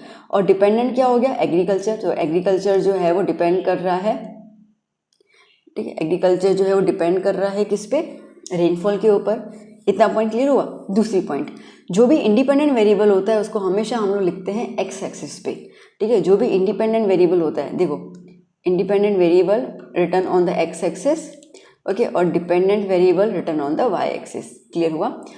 एक चीज़ को आपको नोट करना पड़ेगा, नीचे देखो, जब हम लोग प्राइस और डिमांड की बात करते हैं तो देखो, प्राइस गिरेगी, डिमांड बढ़ेगी, तो डिमांड किस पे डिपेंड करती है? प्राइस पे डिपेंड करती है। तो आमतौर पे तो प्राइस कहाँ पे आना चाहिए था? एक्स एक्सिस पे आना चाहिए था, बट यहाँ पे इकोनॉमिक्स में ये चीज़ थोड़ी सी उल्टी हो जाती है, for the price and demand, for the price and demand, ठीक है। तो प्राइस जो है वो इंडिपेंडेंट है, okay, it is an independent, but वो किस पे रखा जाएगा? वाई एक्सिस पे रखा जाएगा। और डिमांड जो है वो डिपेंडेंट है, तो किस पे रखा जाएगा? एक्स एक्सिस पे। वैसे तो इंडिपेंडेंट एक्स पे रखा जाता है, बट प्राइस और डिमांड में थोड़ा सा उल्टा हो जाता है, ठीक है, ग्राफ के रिप्रेजेंटेशन के हिसाब से। ओके, थर्ड ये है कि प्रॉपर स्केल लेना ज़रूरी है। प्रॉपर स्केल, देखो, आप लोगों को 10th में 9th में ग्राफ प्लॉट करना सिखाया था, ठीक है, स्कूल में आप सीखे थे। तो जब आप ग्राफ प्लॉट करते हैं तो यहाँ पे आपने लिख दिया 0, ठीक है, यहाँ पे आपने लिख दिया 10, यहाँ पे लिख दिया 20। तो ये आप जो 10, 20 लिख रहे हो, इसको हम स्केल्स कहते हैं, ठीक है। तो ये जैसे कि अभी देखो, फैक्ट्स और डेटा इतने ज़्यादा होते हैं कि आप ना एग्जैक्टली नंबर तो नहीं लिख पाओगे, तो आपको गैप करना पड़ेगा। तो हम लोग क्या करेंगे, जैसे कि आपके पास मैप आता है या क्या, तो 1 सेंटीमीटर पे हम कितने ले रहे? 10,000 यूनिट, मतलब 1 सेंटीमीटर का 10,000 का गैप आएगा, ठीक है। इस तरीके से 1 सेंटीमीटर इज इक्वल्स टू 5 साल, है ना। तो देखो, जैसे कि आप अगर यहाँ पे देखो तो ये 0 to 10 1 सेंटीमीटर है, ये 1 सेंटीमीटर है। तो इसमें गैप कितना लिया मैंने? 0 to 10, तो मैंने कितना लिया? 10 यूनिट्स का मैंने गैप लिया है। अब बस ऐसे हम 10,000 यूनिट्स, 1 लाख यूनिट्स, 5 साल, 12 साल ऐसे करके लिख सकते हैं हम लोग। और ये दोनों एक्सिस पे आपको स्केल खुद ही चूज़ करनी पड़ती है, डिपेंड है आपको डेटा किस तरीके से है। ओके, इतना क्लियर हुआ बेटा। चलिए, अब ये जो ग्राफ्स और डायग्राम्स है उसको रिप्रेजेंट करने का बेटा तरीका होता है, लाइक किस किस तरीके से आप रिप्रेजेंट कर सकते हो। तो एक रहेगा बार डायग्राम, एक रहेगा ग्रुप्ड बार डायग्राम और एक रहेगा पाई डायग्राम, पाई चार्ट। तो ये 3 तरीके हैं हम लोगों को ग्राफिकल फॉर्म में डेटा को रिप्रेजेंट करने का। सो बच्चों, बार डायग्राम क्या होता है? देखो, बार मतलब क्या होता है? लंबे लंबे से कॉलम्स, ठीक है, उसको हम कहते हैं बार। तो बेसिकली जो रेक्टेंगुलर कॉलम्स होते हैं, रेक्टेंगुलर जो बार्स होते हैं, उसी को हम बार डायग्राम कहते हैं। ये जैसे एग्जांपल आप देख सकते हैं। तो यहाँ पर इंडिया में वीट का प्रोडक्शन कैसा है उसका हम लोगों ने बनाया हुआ है। तो जैसे कि हर ईयर के हिसाब से है कि 1970 से लेकर 1971 ये एक साल में, ओके, फिर 80 to 81, 90 to 91, तो हम लोगों ने कुछ 5 साल लिए, ओके, और उस 5 सालों में वीट का प्रोडक्शन कैसा था इंडिया में वो हमने देखा। तो जिस तरीके से आप देख सकते हैं कि यहाँ पर वाई एक्सिस पे हम लोगों ने लिखा है प्रोडक्शन, ओके, टन्स में है, और आप देख सकते हो हर एक जो ईयर का गैप है 70 to 71, 80 to 81, तो उसका एक अलग बार बना है, ओके, इसका एक अलग बार बना है। तो इसको हम बार ग्राफ के हिसाब से करते हैं। ये आप लोगों ने 9th स्टैंडर्ड में सीखा था, स्टैटिस्टिक्स चैप्टर में ये पूरा आता था। तो एक्स एक्सिस पे ईयर लिख दिया है, वाई एक्सिस पे क्या किया है, 0.5 सेंटीमीटर को क्या माना है बेटा, 10 टन्स माना है। 0.5 सेंटीमीटर को 10 टन्स माना है, ठीक है, इस तरीके से। तो इसके लिए अब ये हो गया 10 का, ये 10 का, ये 10 का गैप हो गया, ओके, इस तरीके से इन्होंने पूरा किया। अब हमने स्केलिंग की बात की थी कि स्केल सब अपने हिसाब से यहाँ पे अरेंज कर सकते हैं। तो ये स्केलिंग है कि कितना कितना गैप छोड़ना है हम लोगों को, और इस तरीके से पूरा का पूरा प्रेजेंटेशन है। तो हम यहाँ से क्या इंटरप्रेट कर सकते हैं कि 1970 से 71 में जो वीट का प्रोडक्शन था वो 23.8 टन था, ओके, 80 to 81 में इंक्रीज़ हुआ 36.3 टन, फिर इंक्रीज़ हुआ 90 और 91 में 55.1 टन, देन 2000 से 2001 में 69, और 2010 से 2011 में 86.9 टन, ठीक है। इसका मतलब कि जैसे जैसे अगर हम ये बोलें तो हर 10-10 साल का गैप लिया है, 71 to 71, उसके बाद 80 to 81, तो बेसिकली 10 साल के गैप। तो हर 10-10 साल में कितना वीट का प्रोडक्शन हुआ है वो हम लोगों को इस तरीके से बार ग्राफ के हिसाब से बताया गया है, ठीक है। तो that is a statistical representation. फिर हम देखते हैं ग्रुप्ड। अब ग्रुप्ड और क्लस्टर बार क्या होता है कि एक ही चीज़ को स्टडी करने के लिए हम लोग अलग अलग फैक्टर्स का यूज़ करते हैं। जैसे कि सिंपल सा एग्जांपल जैसे यहाँ पे दिया हुआ है कि आप अगर लिटरेसी रेट चेक करना चाहते हैं गुजरात के अंदर, ओके, अब एक सिर्फ आदमी पढ़ लिख रहे हैं ऐसा तो नहीं होगा, सब होता है, ठीक है। तो मेल हो गए, फीमेल हो गए, और टोटल लिटरेसी रेट क्या है। तो देखो किस तरीके से दिया हुआ है, आप समझना इसको अच्छे से। तो आपको ये जो चेक है ऐसा मेल में है, ब्लैंक पूरा फीमेल में है, और टोटल को थोड़ा सा समझो कि डॉट डॉट करके अरेंज किया है। जब हम भी रिप्रेजेंट करेंगे तो हम भी इस तरीके से ही करेंगे, ठीक है। तो जैसे कि मैं आपको बताऊं, ओके, ठीक, तो जैसे कि समझो ये एक बार होगा, ओके, फिर इसके साथ दूसरा कनेक्टेड हुआ, ये तीसरा कनेक्ट हुआ, एक को हम इससे लाइन कर देंगे, एक को ब्लैंक छोड़ दिया, एक को हम लोगों ने ऐसे डॉट डॉट डॉट लगा दिया, मतलब कोई भी आप साइन कर सकते हैं, कोई बड़ी बात नहीं है, ठीक है, जब बनाएंगे हम लोग। तो अब हम लोगों ने अगेन एक्स एक्सिस पे क्या लिया है बेटा, ईयर लिया है, ठीक है। तो एक्स एक्सिस पे आ गया हमारे पास ईयर, और वाई एक्सिस का क्या लिया, 1 सेंटीमीटर पे 10% का गैप लिया है, 1 सेंटीमीटर पे 10% का गैप लिया है, ओके। तो देखो ये 1 सेंटीमीटर 0 to 10 का गैप है, देन 20, देन 30, तो इस तरीके से 10-10 का गैप लेके हम लोगों ने 100 तक पहुंचाया है लिटरेसी रेट, ओके। अब 1951 में मेल कितने पढ़े लिखे थे, फीमेल कितनी थी, और टोटल मिलाकर कितना लिटरेसी रेट था, ठीक है। तो जैसे कि मेल जो है वो इतने ज़्यादा, ये टोटल में क्या आ गया, टोटल में बच्चे भी आ गए, ठीक है, मेल फीमेल, और उसके बाद जो बच्चे होंगे ना, ओके, उनकी कैटेगरी में आ गए, तो उनको अलग से नहीं किया, इसके टोटल उनका इस तरीके से मिला के बोला गया, ओके। तो जैसे कि मेल फीमेल, तो इस तरीके से टोटल आ गया इनका, ये टोटल वाला और ये फीमेल का, ओके। मतलब कि एक ही ईयर में 3 सेक्शंस हम लोगों ने कर लिए। तो जब आप क्लस्टर मतलब कि जब आप ग्रुप रीडिंग करते हैं एक ही फैक्टर पे या एक ही डेटा पे, जब आप बहुत सारे फैक्टर्स को एनालाइज करना चाहते हैं, मेल को भी एनालाइज किया, फीमेल को भी एनालाइज किया, एंड टोटल भी एनालाइज किया, ठीक है, तो उसको हम लोग कहते हैं यहाँ पर क्लस्टर के फॉर्म में, ठीक है। फिर आता है फिर से 1961 में, आप देखिए 1971। तो अब बार ग्राफ के साथ जैसे कि मेल जो है वो अब सब में हर एक में मेल का कैटेगरी जो है वो सबसे ज़्यादा है लिटरेसी रेट का, ठीक है, मेल जो है वो बढ़ता जा रहा है, हम ये चीज़ रिप्रेजेंट कर सकते हैं। फीमेल का देखो फीमेल भी खैर धीरे धीरे धीरे इंक्रीज होता जा रहा है और टोटल धीरे धीरे ज़्यादा गैप में। देखो यहाँ पे टोटल देख लो, यहाँ पे देख लो, यहाँ पे देख लो, मतलब कि अब यहाँ पे देखो तो टोटल का और इनका गैप कम है, मतलब कि फ़ीमेल बहुत ज़्यादा पढ़ लिख रही है, ठीक है। तो इस तरीके से फीमेल का जो है वो भी ग्रोथ इंक्रीज़ होता जा रहा है। तो ये लिटरेसी रेट हम लोगों ने देखा गुजरात स्टेट का। क्लियर हुआ? तो एक फैक्टर पे मतलब एक डेटा पे हम लोग बहुत सारे फैक्टर्स को यहाँ पे स्टडी करते हैं, उसको हम क्लस्टर्ड कहते हैं। बार का मतलब क्लियर हो जाएगा कि देखो कहीं पे कोई कनेक्टिविटी नहीं है ना। ये अलग साल है, देखो 51, 61, 71, अगेन यहाँ पे हर 10-10 साल के गैप का लिया हुआ है, क्योंकि 1-2 साल में स्टडी नहीं आता है। 5 से 10 साल का जब हम गैप लेते हैं ना तो हम लोगों को एग्जैक्टली पता चलता है कि ग्रोथ हो रहा है कि नहीं हो रहा है। तो इसके लिए 10 साल का गैप तो नॉर्मल होता ही है।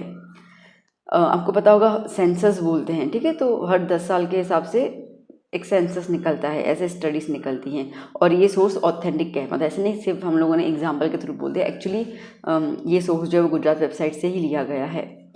आपके टेक्स्ट बुक में ये खैर ये वाली चीज़ तो उन्होंने लिखा हुआ है। फिर बात करते हैं पाई डायग्राम। अब पाई चार्ट या pie diagram, pie is consider as the circle, ठीक है, सर्कल फॉर्म में होता है।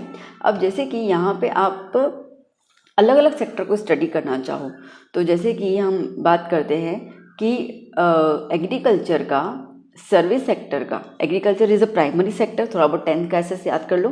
Okay, agriculture is a primary sector, service is a tertiary sector और industry is a secondary sector, ठीक है। तो ये तीनों सेक्टर का इंडिया के इनकम में क्या योगदान है, क्या कंट्रीब्यूशन है, वो हमें देखना है। तो हम लोगों ने पाई चार्ट बना दिया। ओके, अब याद करना पाई चार्ट के अंदर आप हमेशा जो वैल्यू लोगे वो किस में लोगे बेटा? डिग्री में लोगे। किस में लोगे? डिग्री में। ओके, तो टोटल सर्कल का डिग्री होता है 360 डिग्री, है ना। टोटल सर्कल का डिग्री होगा 360 डिग्री। अब जैसे यहाँ पे उन्होंने दिया हुआ एग्रीकल्चर जो है 13.9%। ओके, तो 13.9%, तो देखो 100% जो होता है वो 360 डिग्री होता है। तो 13.9% कितना डिग्री हो जाएगा? ओके, तो क्या हो जाएगा? 360 इंटू 13.9 डिवाइड बाई 100। सॉल्व करेंगे हमें डिग्री मिलेगा, उस हिसाब से हम इस तरीके से उसको सर्कल में बना देंगे, ठीक है। जब बनाने को आएगा तो सिखाऊंगी कैसे बनाना है, अभी आपको सिर्फ समझना है। तो देखो 13.9% एग्रीकल्चर का आया, देखो 26.2% इंडस्ट्रीज़ का है और सबसे ज़्यादा जो योगदान है वो सर्विस सेक्टर का है, दैट इज़ 59.9%, ठीक है। तो इस तरीके से हम लोग पाई चार्ट के थ्रू भी रिप्रेजेंट कर सकते हैं। तो स्टैटिकल्स डेटा को रिप्रेजेंट करने के 3 तरीके हैं। बार ग्राफ अगर एक देखना है तो सिंगल बार ग्राफ, अगर बहुत सारे देखने हैं तो एक ही स्टडी को लेकर तो क्लस्टर्ड, उसके अलावा यहाँ पे हम बात करेंगे पाई चार्ट का, ठीक है बेटा। चलिए नेक्स्ट, इम्पोर्टेंस ऑफ इकोनॉमिक्स। अब इकोनॉमिक्स के क्या इम्पोर्टेंस है, ठीक है, आइए देख लेते हैं। And this is the last topic of the chapter, फिर आपका चैप्टर फिनिश हो जाएगा। ओके, तो इकोनॉमिक्स का इम्पोर्टेंस सबसे पहले हम बात करते हैं। देखो इकोनॉमिक्स का इम्पोर्टेंस क्यों है? क्योंकि हमने देखा था इट्स अ माइक्रो इकोनॉमिक्स, और माइक्रो से मिलकर मैक्रो बनता है। ओके, तो इसके लिए इसका इम्पोर्टेंस देखा जाए तो हमारे रेगुलर लाइफ में भी बहुत इम्पोर्टेंट रहेगा। मार्केट में क्या चल रहा है, डिमांड क्या है, सप्लाई क्या है, उसके लिए कौन सा सेक्टर ज़्यादा चल रहा है, ठीक है, सैलरी वेजेस कितने होने चाहिए, ये सब चीज़ें छोटे पैमाने पे होती है, बट छोटे छोटे होते पूरे के पूरे नेशनल लेवल को इसको इम्पैक्ट पड़ता है। तो जैसे कि economics is useful in understanding everyday human behaviour, human being, society, state, सबको। ओके, अब जैसे पहला है कि इंटरनेशनल। अब इसके अंदर सबसे फर्स्ट पॉइंट है इंटरनेशनल इवेंट। जैसे कि कुछ भी अगर बाहर की कंट्री में होता है, यूएसए, रशिया, चाइना, ऐसे कुछ कंट्रीज में बाहर अगर कुछ इवेंट होता है तो उसका इम्पैक्ट जो है बाकी लोगों, लाइक उसका इम्पैक्ट लोगों के ऊपर पड़ जाता है, ठीक है। जैसे हम बात करते हैं कि यूक्रेन और रशिया के बीच में वॉर हुआ था लाइक लास्ट ईयर के बारे में, ठीक है। तो ऐसा नहीं खाली ये इन्हीं दोनों कंट्रीज़ के बीच में, इनके साथ साथ जो और कंट्रीज है ना उनके ऊपर भी इम्पैक्ट आया होगा, कुछ ना कुछ उनके अंदर भी इम्पैक्ट आया होगा। ओके, जैसे कि चलो बाकी सब छोड़ दो, इंडिया और कनाडा के बीच में अभी थोड़ी सी अनबन हो चुकी थी। ओके, तो जो इंडिया के बच्चे कनाडा चले गए थे उनको वापस आने का कोई ज़रिया नहीं था। ओके, उनका वीज़ा कैंसिल कर लिया था या उनको आने नहीं दे रहे थे, whatsoever the problem would be. तो वो पर प्रॉब्लम हुई तो वहाँ पे हमारे लोग, इंडिया के लोग वहाँ पे कनाडा में सफ़र कर रहे थे, है ना। तो ये होता है इम्पैक्ट, ठीक है। तो इंटरनेशनल इवेंट्स का कभी कोई चीज़ नहीं साथ में बैठती है तो उसका इम्पैक्ट लोगों के ऊपर होता है। तो ये स्टडी जो है वो इकोनॉमिक्स के अंदर भी देखने को मिलेगी। Okay, people try to understand the impact of rise in price of crude oil. अब जैसे इन्होंने एक प्यारा सा एग्जांपल दिया हुआ है, अब क्रूड ऑयल अपने इंडिया में नहीं मिलता, ठीक है, हमें कहीं से लेना पड़ता है अरब कंट्री से। तो अगर वहाँ पे प्राइस जो है वो बढ़ेगी तो यहाँ पे आएगी तो वो महंगे में ही आएगा, टैक्सेस वगैरह लगा के आएगा। अब वो प्राइस, अब वो पेट्रोल जो है वो यहाँ पे बिकेगा तो लोगों को ही महंगाई बेचना पड़ेगा। बात समझ में? जैसे बीच में हुआ भी था, पेट्रोल कुछ 104 या 105 रुपये में पहुंच गया था, या 110 रुपये के आसपास कोई पेट्रोल पहुंच गया था। लोगों ने बोला था इतना महंगा पेट्रोल। ओके, तो हमारी सरकार ने भी बोला कि अभी प्राइस दाम बढ़ गए हैं, हमें जब जो हम लोग इंपोर्ट करवाते हैं तो वहाँ से हम लोगों को इतना महंगा मिल रहा है। ओके, जिसकी वजह से हमें पेट्रोल महंगा बेचना पड़ रहा है। अब इसका इम्पैक्ट किसके हुआ? इसका इम्पैक्ट तो हम आम लोगों के ऊपर हुआ ना, ठीक है, क्योंकि हम लोगों की सैलरी नहीं बढ़ी। ओके, हम लोगों के कोई रातों रात धंधे इतने नहीं बढ़ गए कि भैया पहले 4 कस्टमर आ रहे थे, अभी 40 कस्टमर आ रहे, कोई दिक्कत नहीं है, ऐसा तो हो ही नहीं रहा। हम तो उसी ग्रेजुअल स्पीड से ही बढ़ रहे हैं, तो खर्चा इतना ज़्यादा हो गया तो इसका इम्पैक्ट क्या हुआ? लोगों के ऊपर आया। तो वही चीज़ है, तो इकोनॉमिक्स का इम्पैक्ट लोगों की लाइफ पे बहुत पड़ता है। सो कंट्रीज़ का डेवलप होना, नहीं डेवलप होना, ये सब कुछ लोगों को ही सफ़र करना पड़ता है, ठीक है। नेक्स्ट फिर आता है इसी के अंदर सेकंड, हिस्टोरिकल इवेंट्स भी बहुत इंपॉर्टेंट फैक्टर होते हैं टू स्टडी द इकोनॉमिक्स। जैसे कि अगर हम लोग बात करते हैं कि one can better understand reason behind the Wars, ठीक है, वॉर क्यों हुआ? ओके, द एंट्री, अब जैसे हम कहें कि हमारे यहाँ पे वॉर क्यों हुआ, तो बेसिकली ईस्ट इंडिया कंपनी यहाँ पे इंडिया में आई थी ट्रेड के लिए, बट धीरे धीरे उन लोगों ने क्या कर लिया, ब्रिटिश राज जमा दिया, और इसकी वजह से इंडिया को रिवॉल्ट करना पड़ा। और उन्होंने बोला कि विदेशी हटाओ स्वदेशी अपनाओ। ओके, तो इससे क्या आंदोलन हुआ था during the British rule, labour movements, तो ये प्रॉब्लम आई थी जिसकी वजह से हमारी कंट्री को सफ़र करना पड़ा, ठीक है। अब वो जब ब्रिटिश लोग चले गए उसके बावजूद ऐसा नहीं कि हम आज़ाद हो गए, हम आज़ाद तो हो गए, बट उसके बाद जो भूखमरी, पॉवर्टी, अनएम्प्लॉयमेंट, ये सब के फैक्टर्स से भी तो उभरना था इंडिया को। तो वो हिस्टोरिकल इवेंट से अभी तक हम जूझ रहे हैं, ठीक है। तो इस तरीके से इकोनॉमिक्स का पता चलता है, तो ये इंपॉर्टेंस है इकोनॉमिक्स का। फिर हम बात करते हैं सेकंड पॉइंट इकोनॉमिक इंपॉर्टेंस में, decision making by the individual. अब जैसे कि people from all walks of life like household, lawyer, actor, singer and others try to get maximum gain from the efforts which they make, ठीक है। तो सीधी बात है, आज हम सब लोग काम कर रहे हैं तो हम लोग हमारा ये होगा कि हम जो काम कर रहे हैं उसमें हमें ज़्यादा से ज़्यादा मेहनताना मिले, ठीक है। उसी को अपन बोलेंगे यहाँ पर, जैसे एक टीचर अगर 1 घंटा पढ़ा रही है तो वो उसको ऐसा होगा कि वो 1 घंटे में, ठीक है, मैं ज़्यादा से ज़्यादा मैं उस स्कूल में जाऊँ या मैं उस कॉलेज में काम करूँ जहाँ पे मुझे ज़्यादा सैलरी पैकेज मिलता हो। घंटा तो वही है, एक ही आर करवाना है। तो इन शॉर्ट हम जो भी काम करते हैं तो हम यही करते हैं कि हमें मैक्सिमम उसका यूटिलाइजेशन मिले, हम मैक्सिमम उसका बेनिफिट ले पाएँ।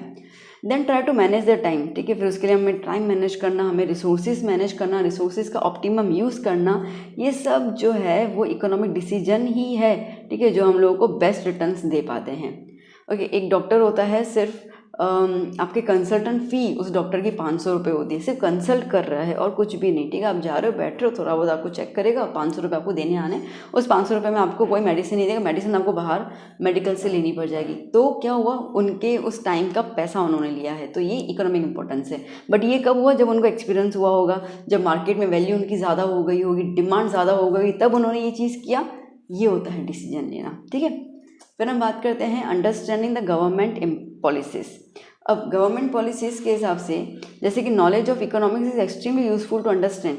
अब इकोनॉमिक्स का जो नॉलेज है वो बहुत ज़्यादा ज़रूरी है, हमें बताता है कि टैक्सेशन क्या चल रहा है, ठीक है, ह्यूमन रिसोर्सेज कितने अवेलेबल है हमारे पास, वेजेस कितने हम उनको दे सकते, सैलरी कितनी दे सकते हैं वो। अब अगर मैं ये बोलूँ कि आज से 20 साल पहले, ठीक है, आज से 20 साल पहले अगर एक इंडस्ट्री में काम करने वाले मजदूर की सैलरी 5,000 होती थी, समझ के चलो, ठीक है, तो 20 साल के बाद अब भी आप उसको 5,000 की सैलरी नहीं दोगे, ठीक है। बट ऑब्वियसली अभी उसकी बेसिक सैलरी पहले 5,000 थी, तो अभी बेसिक सैलरी जो है वो 10,000 होगी एक इंडस्ट्री में काम करने वाले इंसान की, ठीक है। तो बेसिकली ये जो नॉलेज है इकोनॉमिक्स का, वो अभी मार्केट बढ़ रहा है, ठीक है, मार्केट, तो ये अंडरस्टैंडिंग होनी चाहिए। हम पिछले वाली चीज़ का अभी सेम यूज़ नहीं कर पाएंगे, तो वो गवर्नमेंट पॉलिसीज़ चेंज हुई उसके हिसाब से, ठीक है। एक मजदूर अगर कंस्ट्रक्शन बिल्डिंग में काम कर रहा, तो पहले उसको 100 रुपये तनख्वाह देते थे, जो हम कहते थे ना कि 1 दिन का 100 रुपये का तेरा काम रहेगा। ओके, आज उसी को ही हम 500 रुपये देते हैं। तो ये पॉलिसीज़ बनाएंगी by the government. Based on the understanding of this policies, जो इंडिविजुअल्स हैं या जो फर्म्स हैं वो अपने डिसीजंस ले पाते हैं। एक और एग्जांपल है, जैसे कि बैंक के रेट्स, ठीक है। अगर आप एफडी करते हो और एफडी में आपको समझो कि बैंक पहले लाइक 6% दे रही है फॉर एग्जांपल, ठीक है। अब उसके रेट्स में इंक्रीज़ हुआ है, डिक्रीज़ हुआ, तो उस हिसाब से आप सोचोगे मुझे इन्वेस्ट करना है कि नहीं करना है। अगर मेरे पास 12,000 रुपये हैं और 12,000, मेरे पास दो ऑप्शन है कि मैं या तो कहीं स्टॉक में इन्वेस्ट कर लूँ या तो मैं उसको एफडी में रख दूँ। एफडी में रखूँ, मैं बोलूँगी क्या है, सिर्फ मुझे 6% मिल रहा है, क्या मिलेगा उसे 6% से, तो शायद मैं नहीं, यहीं पर अगर 12% होगा तो हाँ ठीक है 12% है, रख देते हैं हम लोग। तो इन्वेस्ट कहाँ करना है, पैसा क्या लेना है। अगर रियल एस्टेट का बिजनेस चल रहा है तो हम ट्राई करेंगे रियल एस्टेट में इन्वेस्ट करने का। अगर गोल्ड का मार्केट अच्छा है तो हम गोल्ड में इन्वेस्ट करेंगे कि अभी गोल्ड का रेट सस्ता है, ठीक है, आज से 5 साल के बाद बढ़ जाएगा तो मुझे बेनिफिट मुनाफा हो जाएगा। तो ये सारी की सारी चीज़ें जो हैं वो भी हमें इकोनॉमिक्स से ही पता चलती है कि हमें कहाँ पैसे इन्वेस्ट करने हैं, कहाँ हमें डिपॉजिट करने हैं, कहाँ रखने हैं। उसके अलावा बात करते हैं प्रोफेशनल डिसीजन मेकिंग जो है, ये भी इकोनॉमिक्स से पता चलता है हम लोगों को। ओके, तो इकोनॉमिक्स आपको हेल्प करेगा कि जो भी आप प्रिंसिपल्स और थियरीज को लेके चल रहे हैं दिमाग में, उसको आप अप्लाई कीजिए। ओके, जैसे कि रेवेन्यू, कॉस्ट, डिमांड और सप्लाई, ठीक है। जिस चीज़ का डिमांड है उसका कॉस्ट, वो चीज़ कॉस्ट कितने पड़ रही है, ठीक है, उसको जब बेचेंगे उसका सप्लाई कितना करेंगे ताकि हमको रेवेन्यू कितना मिले, ठीक है। तो ये सब चीज़ें आपस में कनेक्टेड हो, यही आपको बिजनेस करने में हेल्प करेंगी। कुछ ऐसी थियरीज जो हैं वो बिजनेस में हमें हेल्प करती है to make the everyday decision, जैसे कि एम्प्लॉयमेंट के फैक्टर, एम्प्लॉयमेंट कैसा होना चाहिए, उसकी सैलरी कैसी होनी चाहिए, जो हम प्रोडक्ट बेच रहे हैं उसका प्राइस डिटर्मिनेशन कैसा होना चाहिए, मार्केट से इतना भी कम नहीं हो, मार्केट से ज़्यादा भी नहीं हो कि कस्टमर नहीं है हमारे पास, तो ये सब चीज़ें होता है। इकोनॉमिक्स बहुत सारे क्वेश्चंस का जवाब देने में हेल्प करता है, जैसे कि अगर मार्केट में प्राइस कम हो गई, ठीक है, क्यों, कोई कंपटीशन ज़्यादा है, कंपटीशन ज़्यादा होगी तो प्राइस कम होगा, तो क्या मैं सस्टेन कर पाऊँगा, ओके, तो क्या मेरा खर्चा निकल पाएगा, ये सब चीज़ें आती हैं इसके अंदर। तो इकोनॉमिक्स जो है वो आपके बहुत सारे सवालों, जैसे आप कोई बिज़नेस करना चाहो तो उस बिज़नेस में आप देखोगे कि आपके एरिया में कितने ऐसे दुकान हैं जो सेम बिजनेस कर रहे हैं, ठीक है, सेम दुकान है। तो आप फिर सोचोगे कि मैं इतना माल खरीद रहा हूँ, मुझे इतने में तो बेचना पड़ेगा, तब जाके तो मेरे रेंट निकलेगा, लाइट का बिल निकलेगा, लोगों का जो सैलरी है वो निकलेगा। ओके, अभी खुद की सैलरी की बात नहीं कर रहा हूँ मैं, बट बेसिक जो चीज़ मुझे चलानी होगी, लाइट का बिल निकले तो मुझे इतना तो बेचना पड़ेगा तब मुझे आएगा। तो इतना प्रोडक्ट बेचने के लिए मुझे कितने कस्टमर्स चाहिए, क्या मुझे उतने कस्टमर्स मिलेंगे यहाँ से, ठीक है। तो ये सारे सवालों के जवाब आपको कहाँ से मिलेंगे, इकोनॉमिक्स से मिलेंगे। Every human being in their life play role of consumer, सीधी सी बात है, ठीक है। हम लोग कंज्यूमर भी हैं, हम लोग प्रोड्यूसर भी हैं और हम लोग लेबर भी हैं, सीधी सी बात है। आज अगर मैं दूध खरीद रही हूँ मार्केट से पीने के लिए तो आई एम द कंज्यूमर, ठीक है, बट मेरा बिजनेस जो है वो कुछ चीज़ बनाने का, तो I am the producer also. Okay, अगर मैं कहीं पे जाके नौकरी कर रही हूँ तो I am the labourer also. Okay, तो इसका मतलब ये है कि हर एक बंदा कंज्यूमर भी है, प्रोड्यूसर भी और लेबरर भी है। ओके, एक चीज़ याद कर लेना, टाइम टू टाइम उसकी एक्टिविटी चेंज हो जाती है। तो इकोनॉमिक हम लोगों को यही लॉजिकल डिसीजंस लेने में हेल्प करता है कि कहाँ से हम लोगों को मैक्सिमम गेन मिले बाय मिनिमम कॉस्ट, कम से कम पैसा खर्च करने में ज़्यादा से ज़्यादा हम लोगों को लाइक प्रॉफिट मिले। जैसे कि हम कभी भी वेजिटेबल्स, मोबाइल फ़ोन, वैकेशन में कहीं जाना होता है, हम जाते हैं तो उसके लिए हम लोग इकोनॉमिक्स को लेके चलते हैं। क्या बिजी इकोनॉमिक्स कि अगर दिवाली में हम लोगों को घूमने जाना है तो आपने देखा होगा, शायद आपके पापा वगैरह भी करते होंगे, ऑलमोस्ट 2 महीने पहले प्लानिंग करना शुरू करते हैं कि हम इन डेट्स पे जाएंगे, और 2 महीने पहले ट्रेन की या बस की ट्रेन की या फ्लाइट की टिकट देखना शुरू करते हैं हम लोग। क्यों? क्योंकि हमें पता है कि अभी टिकट जो सस्ती मिलेगी, ठीक है। अगर हम लास्ट मोमेंट कहेंगे टिकट का रेट महंगा होगा, तो हमने क्या किया, मिनिमम कॉस्ट में हम मैक्सिमम एडवांटेज ले रहे हैं, ठीक है। तो कम पैसे खर्च करके जाना, तो जैसे कि XY डेस्टिनेशन में आपको जाना तो है ही, ओके, तो आपका अगर डेट 10 नवंबर का है तो सीधी बात है आप 2 महीने पहले देखोगे तो आपको टिकट सस्ती मिलेगी, ठीक है। बट यहीं पे अगर आप नवंबर से पहले वाला जो महीना है अक्टूबर में देखोगे 20-25, तो आपको टिकट महंगी मिलेगी। तो ये जो हमारे डे टू डे लाइफ में जो डिसीजंस लेते हैं ना बेटा, ठीक है, यही डिसीजंस आपका इकोनॉमी इंपॉर्टेंस देता है। ओके, ठंडियाँ अभी आने वाली हैं, तो अगर आप गर्मियों में ठंडी की शॉपिंग करोगे तो आपको कपड़े सस्ते मिलेंगे क्योंकि अभी टाइम नहीं बिकने का, ठीक है। यहीं पे ठंडियों में करोगे तो आपको वही टी शर्ट जो आपको अभी शायद 200 रुपये मिलती होगी ठंडियों के अंदर, वही दुकान पे वही टी शर्ट आपको 500 रुपये में देगा, लाइक स्वेट टी शर्ट। तो एक एग्जांपल दे रही हूँ, ठीक है। तो these are the economic activities जहाँ पे हम लोग मिनिमम कॉस्ट से मैक्सिमम यूटिलाइजेशन कर सकते हैं, ठीक है बेटा। तो यहाँ पर हमारा चैप्टर हो जाता है फिनिश। आई होप आपने एंजॉय किया होगा लेक्चर, एंड मिलते हैं हम लोग नेक्स्ट लेक्चर में। अपना ध्यान रखिएगा, बाय बाय, टेक केयर।